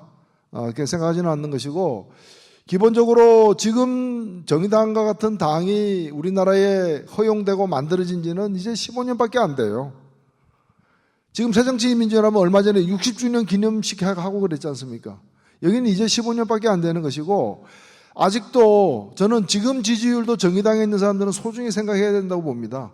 지금 지지율도 작은 지지율이 아니에요. 여기에 만족하겠다는 뜻이 아니라 어찌 보면은 현재의 선거제도가 지금 지지율도 다 의석으로 못 바꾸게 돼 있잖아요. 지금 지지율만 의석으로 제대로 바꿀 수 있어도 그 20석이 대단해서가 아니라 그 20석을 가지고 30석, 50석 이렇게 커 나가면서 세상을 바꿔낼 수 있는 길이 훨씬 빨리 열리는 것이기 때문에 오늘도 국회에서 지금 당신 농성하면서 그 선거제도 바꾸려고 지금 싸우고 있는 것이고요. 그리고 우리만, 정의당만 20석, 30석, 40석, 50석 이래서 한 석, 두 석 늘어가지고 언제 커 나갔느냐 이렇게 생각하실 수 있는데 저도 같은 생각입니다. 그러나 세상 만물의 변화라는 것은 정의당 혼자서 커 나가서 아주 큰 진보정당이 되고 그래서 마침내 집권당이 되는, 저는 그 가능성은 오히려 대단히 낮다고 보는 사람입니다. 오히려 그렇게 커 나가서 가기보다는 커 나가는 과정에서 다른 당도 변할 거 아니에요. 서로 관계 속에서 같이 변할 거 아니겠어요. 그런 변화 속에서 그야말로 큰 새로운, 지금으로서는 할 수 없는 그런 결집을 할 수 있는 과정도 올 수 있는 것이고, 어찌 보면 모든 설계도를 다 그려놓고 10년, 20년, 30년짜리 설계도를 그려놓고 지금 가고 있는 건 아니지만은 그런 변화까지도 예상하면서 혹은 적극적으로 좀 끌어내려는 어떤 생각을 갖고서 사실 하고 있는 거예요. 그렇기 때문에 지금 보여지는 행동만이 다 준비된 행동의 모든 것은 저는 아니라고 보고, 여러 가지 생각을 많이 사실은 정의당도 하고 있다고 봅니다. 한편으로는 더 빠르게 힘을 규합해가지고 당장의 급한 문제 하나라도 해결하고 싶은 욕구가 한편으로 있는가 하면은, 또 다른 한편으로는 그런 과정에서 그냥 증발해버리는, 몇몇 사람은 좀 더 나은 위치에 오를지 몰라도 이 세력이 나거나 철학이 나거나 노선이나 이런 거는 반영되지도 않고 증발될 가능성도 또 다른 한편으로 있기 때문에 좌고우면하면서 그 여러 가지 모색을 하고 있다고 보고, 저는 사실 지난 시기에 한 15년 정도 과정에서 민주노동당으로부터 시작된 그 초기 10년은 거의 파산에 이를 정도로 많은 교훈과 또는 성과까지도 남기긴 했지만 거의 실패했다고 사실은 보는데, 그 과정에서도 남들이 볼 때는, 바깥에서 볼 때는 이게 굉장히 더딘 발전 같았지만은 저는 그 사이도 많은 변화가 있었다고 생각되거든요. 제가 지역 같은 데서 주민들 만나보면은 제가 이 일을 처음 시작하던 15년 전하고 지금하고 판약이 달라요. 제 개인에 대한 태도가 다르다는 게 보다는 진보적 가치나 정책이나 그런 세력화라거나 또는 그런 정당이 우리 정치에서 어떤 역할을 맡아내는 것에 대해서 과거보다는 많이 이렇게 개선되어 있기 때문에 지금 하고 있는 속도는 참으로 안타깝고, 말씀하신 대로 선거에 출마할 사람들을 보면은 한숨이 먼저 나오고 수가 너무 적으니까 이 숫자를 가지고 얼마나 얻어낼까 걱정도 참 많습니다. 많지만은 그렇다 해서 포기하지 않고 계속 노력을 하고 있다는 그 점을 좀 알아주셨으면 좋겠고요. 그리고 저희들이 그렇게 뭐 꽉 막혀가지고 아니 지금 간이 누가 콩알만 합니까? 제가 볼 때 간이 콩알만한 사람들은 저기 어느 당에 탈당할까 말까 걱정하는 사람, 또는 공천 못 받을까봐 걱정하는 사람, 이런 사람들이 간이 콩알만하지 무슨 정의당 간 비대합니다. 예. 정의당의 간이 비대하다고 말하기 좀 어려울 것 같고요. 예. 저는 아무리 봐도 간이 좀 작다고 봐요.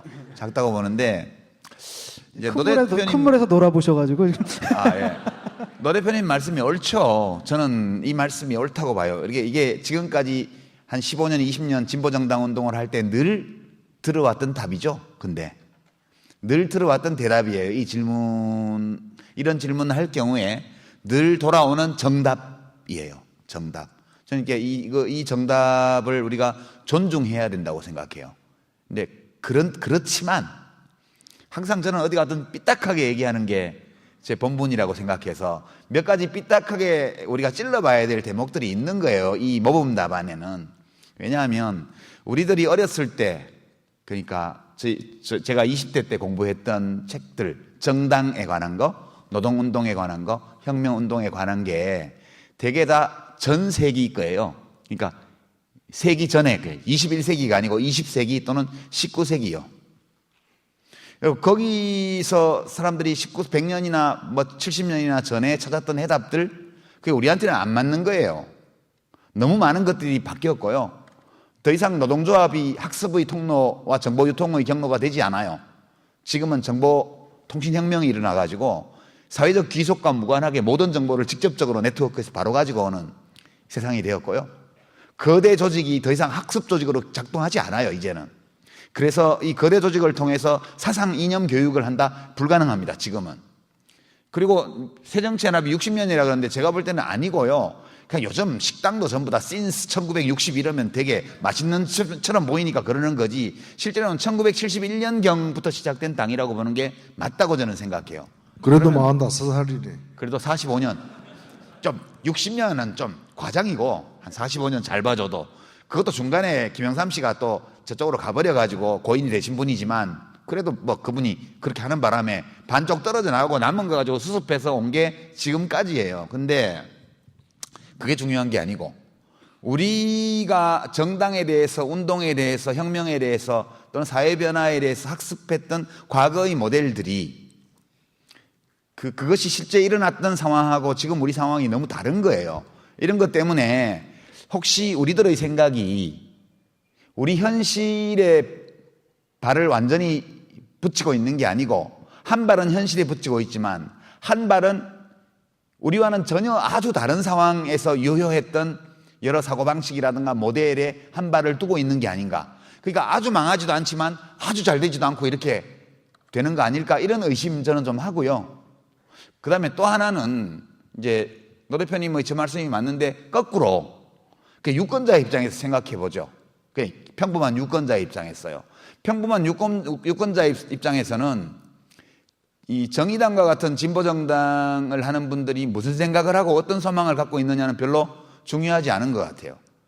유권자들 입장에서 보게 되면 저 당이 내가 원하는 걸 해주나 안 해주나, 그게 중요하다는 거죠. 저 당이 내가 원하는 걸 해주나 안 해주나, 이게 중요한 거고요. 정의당이 당세를 폭발적으로 늘리려면 제가 볼 때는 다수의 국민들이 원하는 걸 해줘야지만 저는 그게 가능하다고 봐요. 내가 옳다고 믿는 것을 얘기한다고 해서 지지가 오는 것이 아니고, 다수의 대중들이 현 시점에서 인지하고 있는 요구에 우리가 화답할 때 지지가 온다고 저는 생각해요. 이거 화답하려면 간이 커져야 된다고 저는 보는 거예요. 왜냐하면 지금 사실 압도적 다수의 유권자들이 원하는 게 뭐예요? 박근혜 정권을 중간에 어떻게 쫓아낼 수는 없어요. 그죠? 그럴 수 있는 방법이 없어서 마음은 꿀뚝 같지만, 그러니까 앞으로 2년 정도는 더 임기가 남아 있잖아요. 근데 그 다음에는 좀 제대로 나라를 운영할 세력이 정권을 잡고 국가를 운영하도록 해야 된다는 정권 교체. 그것을 위한 토대를 놓기 위해서 내년 총선에서 국회 교체, 의회 권력 교체 이거를 해내라는 거 아니에요. 지금 당이 좋다는 사람들은 어차피 정의당에 신경 안 써요. 그죠? 박근혜 대통령 지지하고 새누리당 지지하는 사람들이 정의당 찍어줄 리가 없잖아요. 특정 지지 정당이 없거나 또는 다른 당을 지지하는데 진짜 간절히 원하는 게 그거예요. 그럴 때 정의당이라는 이 작은 당이 그걸 하기 위해서 자기를 죽이는 모습을 보일 때, 나를 버리는 모습을 보일 때 우리가 남들에게 대해서 맨날 요구하는 거예요. 대의를 위해서 죽어라. 그러면 존경을 얻을지니.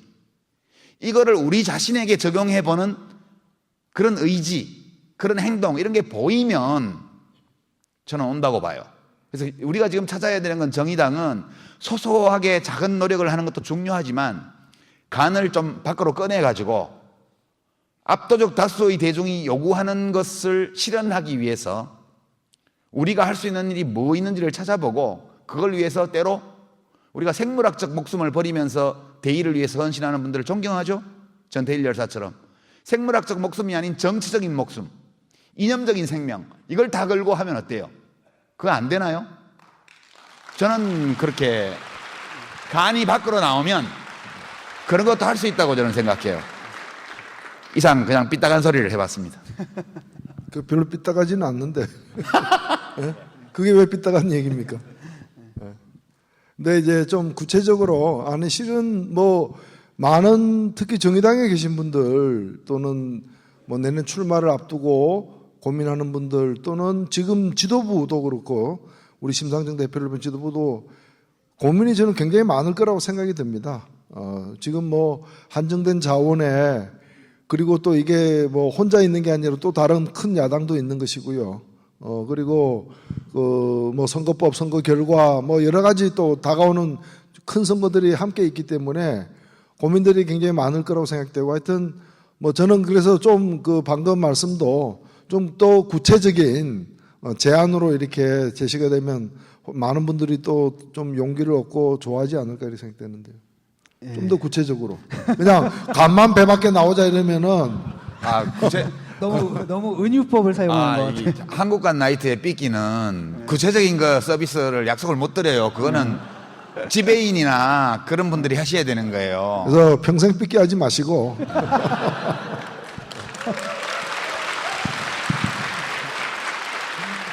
예. 뭐 크게 세 가지가 있는 것 같아요. 하나는 이제 그 선거 때가 되거나 뭘 하게 되면 일단 우리 당의 세계를 이 나라를 어떻게 끌고 가겠다라는 비전을 보여주는 것, 이른바 시대 정신을 던지는 게 굉장히 중요하다고 보고, 두 번째는 리더십인 것 같아요. 제가 볼 때 가장 큰 문제가 지금 리더십에 좀 걸려 있는 것 같고, 세 번째 요건이 이제 야권 연대가 아닌가. 어차피 우리가 이제 같이 해야 되는데 그 연대가 여러 가지 방식이 있죠. 독자성을 유지하면서 이렇게 강한 연대를 하는 방법도 있고, 조금 굉장히 암실하면서 말씀을 안 해주시는데 좀 통 크게 가자, 흔들어 버리자, 뭐 이런 그런 생각도 좀 있는 것 같고요. 거기에 대해서 지금 논의가 좀 왔다 갔다 한 것 같습니다. 그래서 우리 얘기는 좀 요 정도에서 멈추고요. 예? 시간이 좀 됐거든요. 시간이 다 됐어요? 예, 우리가 지금 뭡니까 그러네요. 청취자들 시간을 뺏고 있어요. 한 10분 정도 이미 예, 뺏었습니다. 그래서 마이크를 청중석으로 좀 돌려가지고요. 마이크가 준비가 돼 있나요? 예. 그래서 저희한테 이제 질문하실 게 있으면 좀 질문을 한번 해주시기 바랍니다. 질문지가 있나 봐요. 막 여기저기 손이 막 올라오는데 저기 반짝 일어서서 서신 분이 있죠. 제일 먼저 드셨거든요. 그분은. 제가 질문을 감히 사회자로서 하나 해드려도 될까요? 네.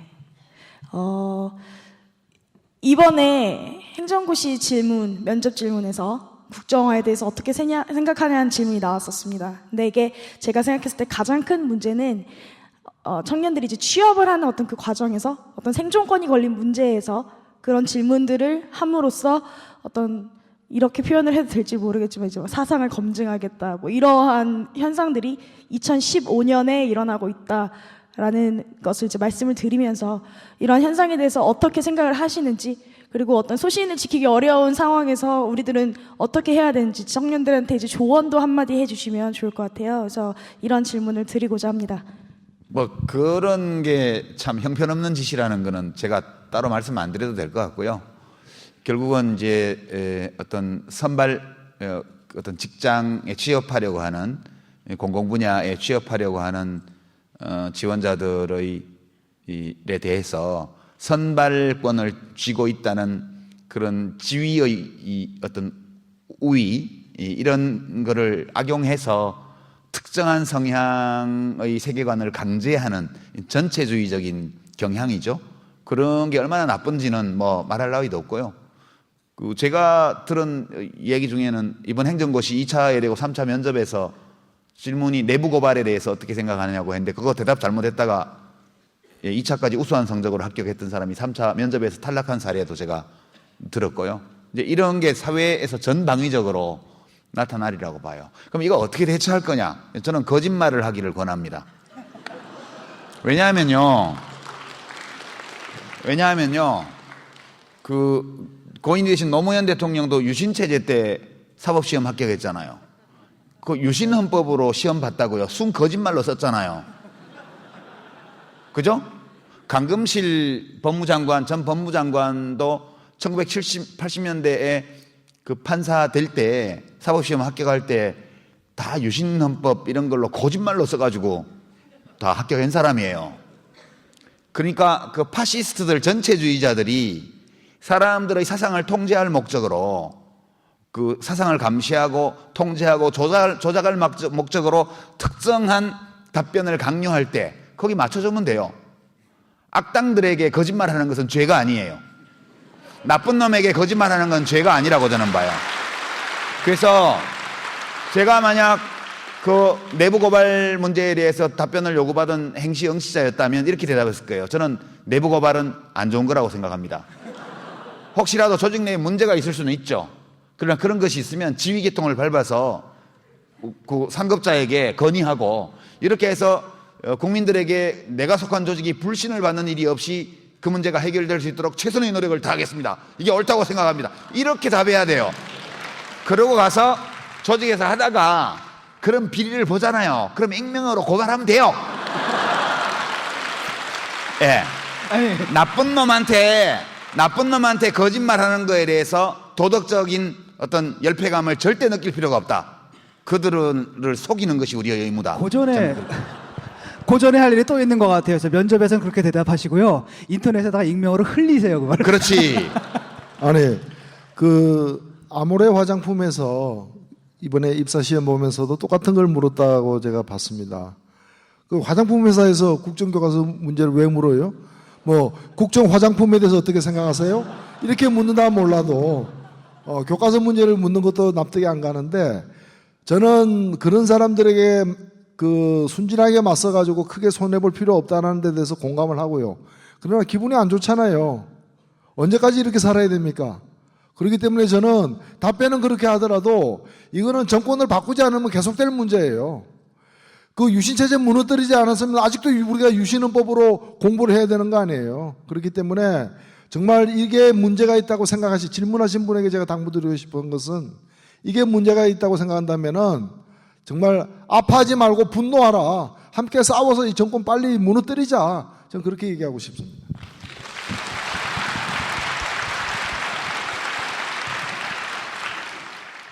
네, 답변 감사합니다. 특히 그 나쁜 놈에게 거짓말은 해도 된다라는 말씀 되게 인상 깊었고요. 이제 직접 선정하신 질문자분들한테 한번 직접 질문을 듣고 답변을 듣는 시간을 가져보도록 하겠습니다. 예, 안녕하십니까. 저 26살 직장인인데요. 항상 저희 노유준의 정치 카페 잘 듣고 있고 오늘도 정말 좋은 말씀 감사드립니다. 저는 우선 유시민 전 장관께 좀 질문을 드리고 싶은데요. 이게 정치생활 오래 하시면서 아무래도 뭐 상처도 많고 좌절도 많으셔서 은퇴라는 결심을 하시게 됐겠지만 정말 유시민 전 장관의 뭐 개인적인 팬으로서 정계에 복귀하실 생각은 없는지. 왜냐면 굉장히 좀 다시 뵙고 싶고 정치계에서 본인을 지금 아까 뭐 나이트에 뭐 삐끼라고 이제 자칭을 하셨는데 지나가는 행인들이 삐끼가 운영하는 나이트가 더 가고 싶다고 하면 그런 열망이 크다면 좀 뭐 진로를 좀 바꾸셔도 되지 않을까. 예. 예. 좀 진솔한 좀 답변을 듣고 싶습니다. 예. 그 삐끼보다는 나이트클럽 사장이 낫긴 해요. 근데 그 삐끼 일이 재밌으면 삐끼로 사는 것도 저는 좋은 거라고 봐요. 그렇게 생각하고요. 뭐 제가 싸이도 아닌데 군대를 2번 갈 수는 없잖아요. 저는 이제 공익근무가 끝났다고 생각하고요. 그냥 제가 하고 싶은 일을 중심으로 또 좀 해야 된다고 생각하는 일을 조금 붙이고 이제 그렇게 살아가는 인생이 저한테 좋다고 보고 또 만족하고 있고 또 뭐 정치를 직접 하는 것과 이렇게 다니면서 대통령 흉보고 다니는 것 사이에 어느 게 더 나라의 발전에 도움이 될까? 그거에 어느 것이 더 확실하다고 말하기는 어려운 것 같아요. 지금 질문은 팬심의 발로라고 제가 생각하고요. 예, 존중하겠습니다. 그러나 제 인생은 제가 살죠. 예.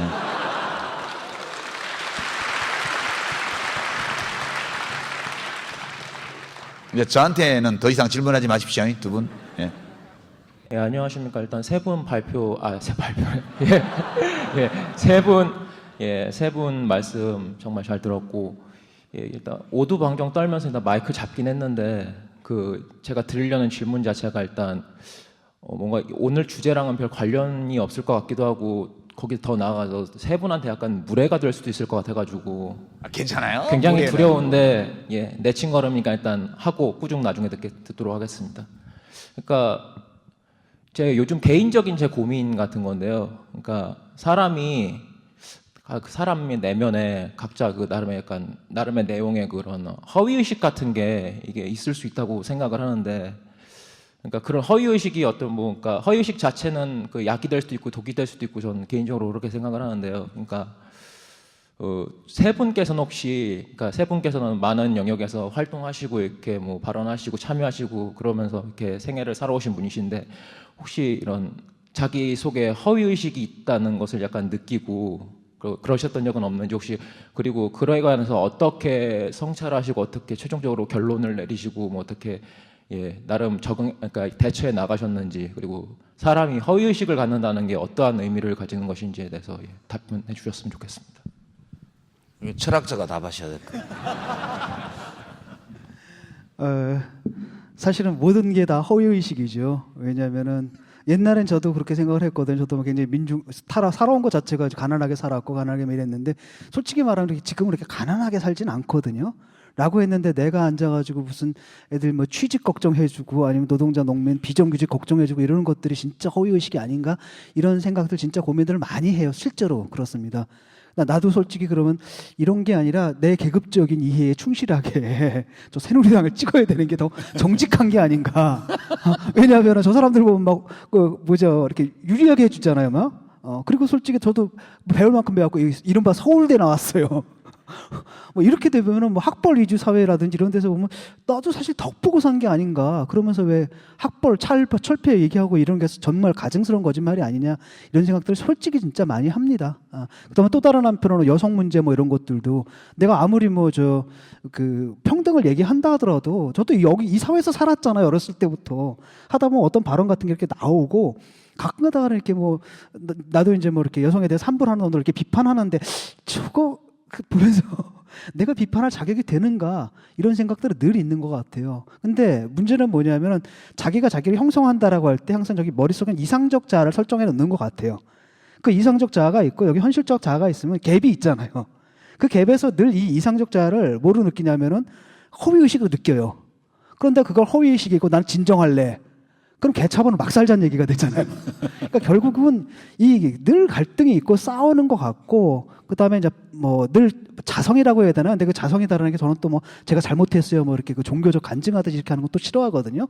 저도 그냥 살다가 그래서 또 너무 또 이렇게 깨끗하게 살려고 이렇게 노력하고 힘들게 내가 할 수 없는 거 약속하고 막 이러는 게 아니라 그냥 내가 지킬 수 있는 만큼만 약속하고 단지 뭡니까? 지킬 수 있는 약속의 범위를 조금씩 더 넓혀가자. 그러면서 이 갭, 이상적 자와 현실적 자의 이 갭을 가능한 한 줄이거나 줄이지 못한다 하더라도 그 지금만큼 더 벌어지지 않게끔 유지하는 것, 긴장을 유지하는 게 굉장히 중요하다고 생각하고 있습니다.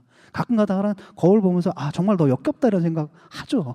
아마 여러분들도 마찬가지일 거고 저도 또 강하게 그런 생각 많이 합니다. 예.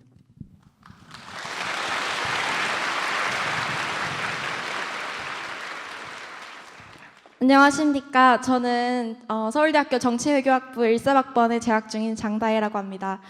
제가 여기 나온 목적에는 두 가지가 있는데요. 첫 번째는 유시민 작가님의 열성 팬으로서 어필을 하고 싶은 마음에 작가님께서 고르실 때 열심히 손을 들었고요.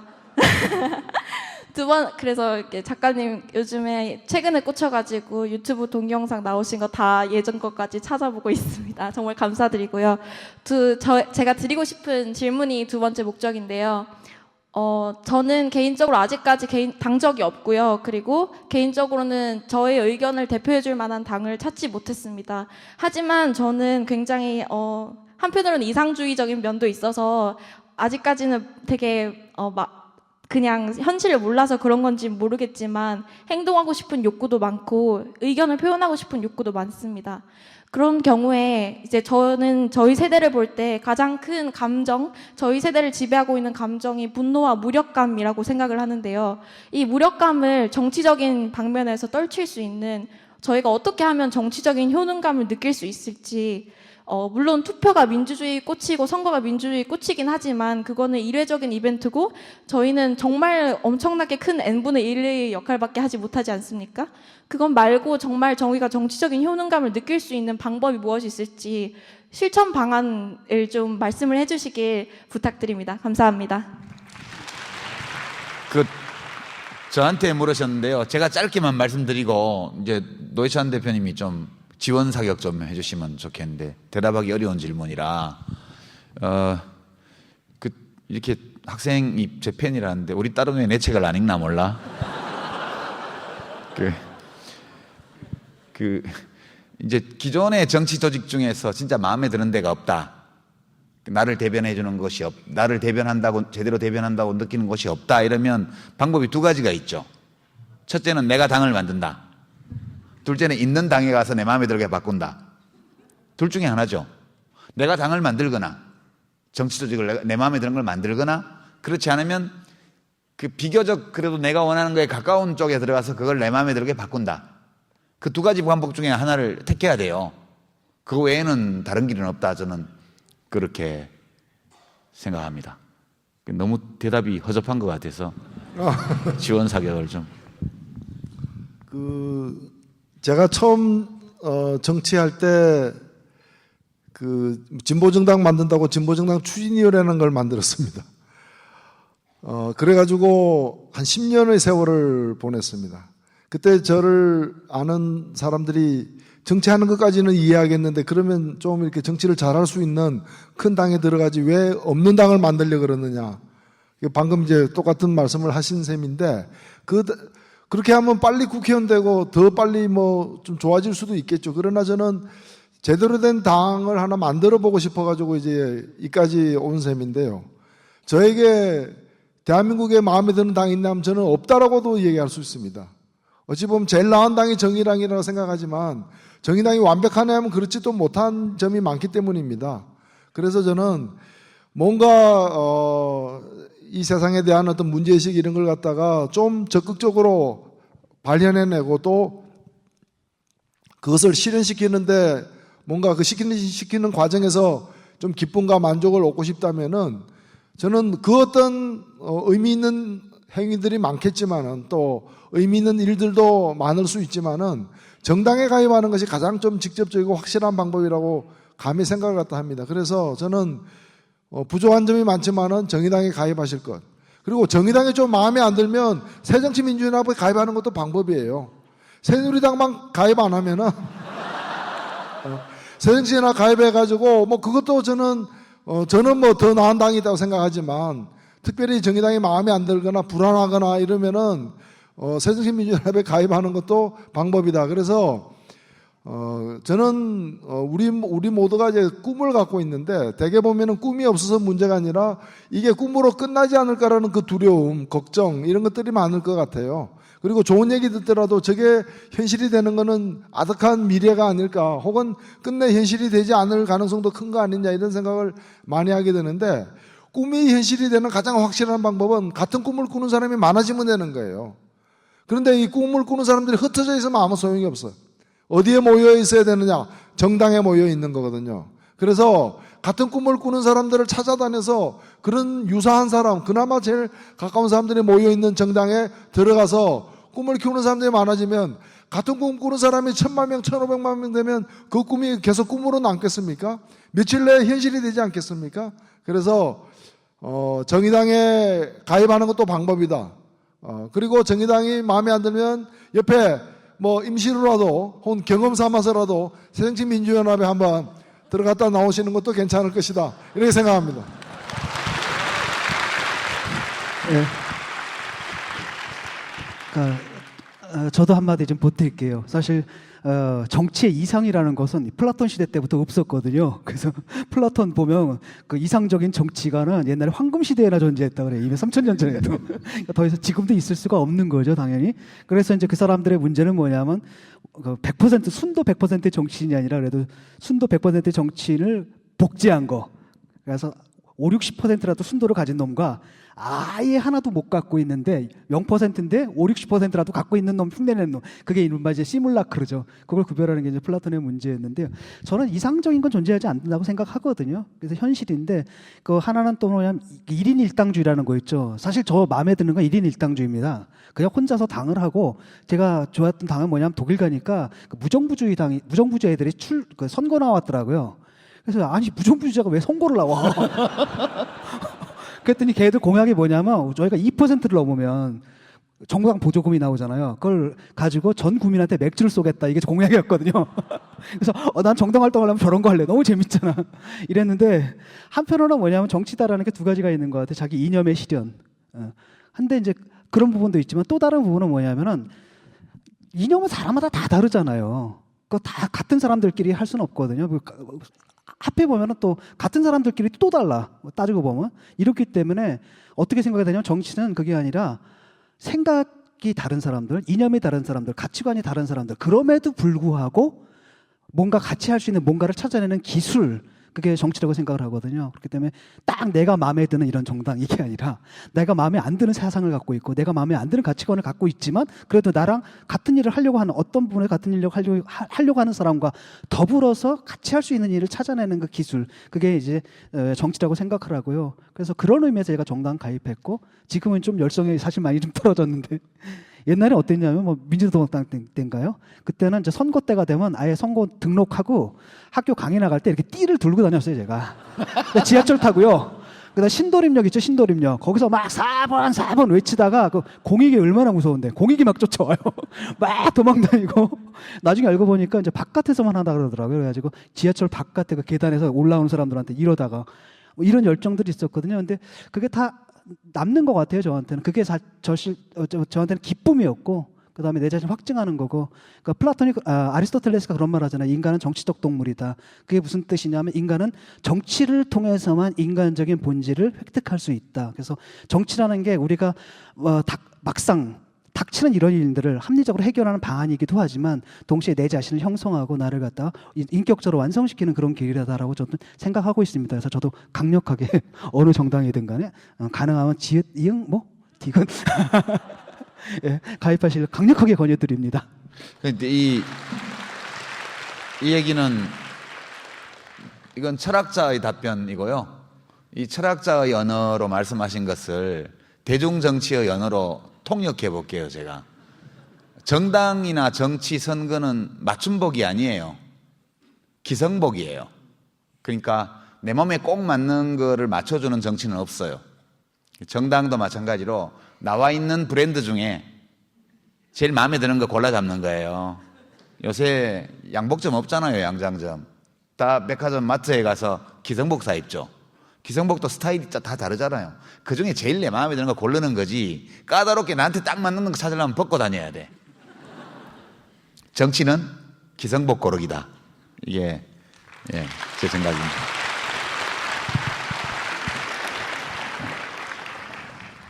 예, 오늘 지금 벌써 이렇게 웃고 떠드는 시간 보내고 나니까 벌써 이제 끝나는 시간이 된 것 같습니다. 우리 얘기는 여기서 이제 마무리하고요.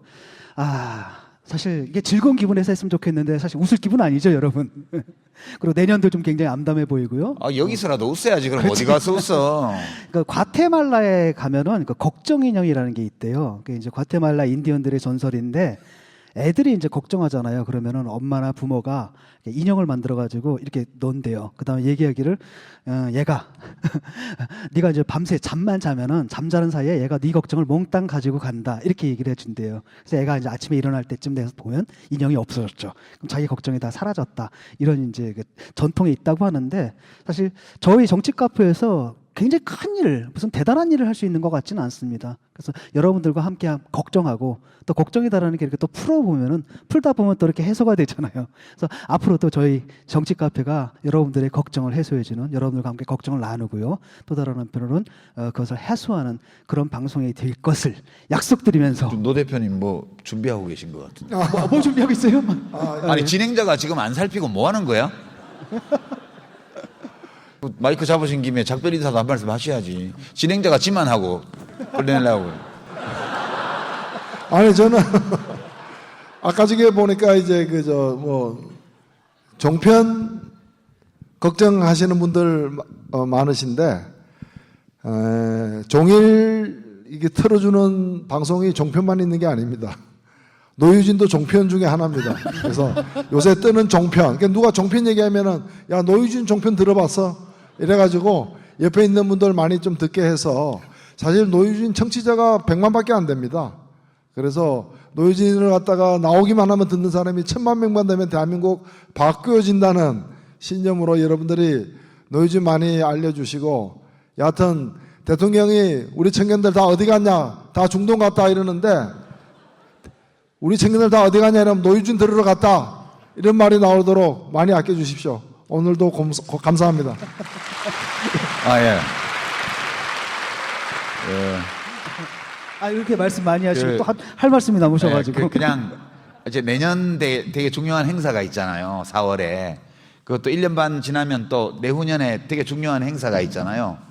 근데 뭐 그거 생각만 하면 머리도 좀 아프고 그런데 저는 그랬으면 좋겠다는 생각이에요. 이제 난 진보적인 사람이다라고 생각하는 사람들은 저 사람 진보적이야라는 말을 듣기보다는 저 사람 좋은 사람이야.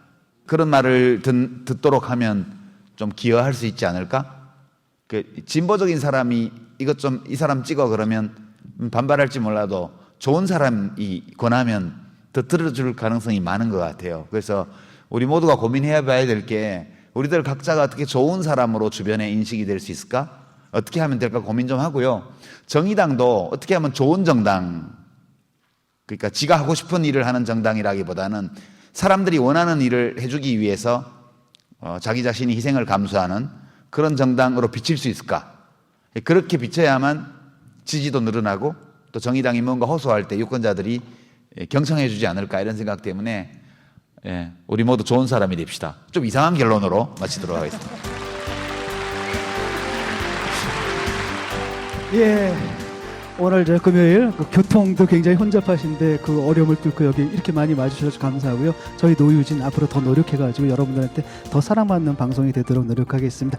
오늘 와주셔서 감사합니다. 안녕히 계십시오. 감사합니다.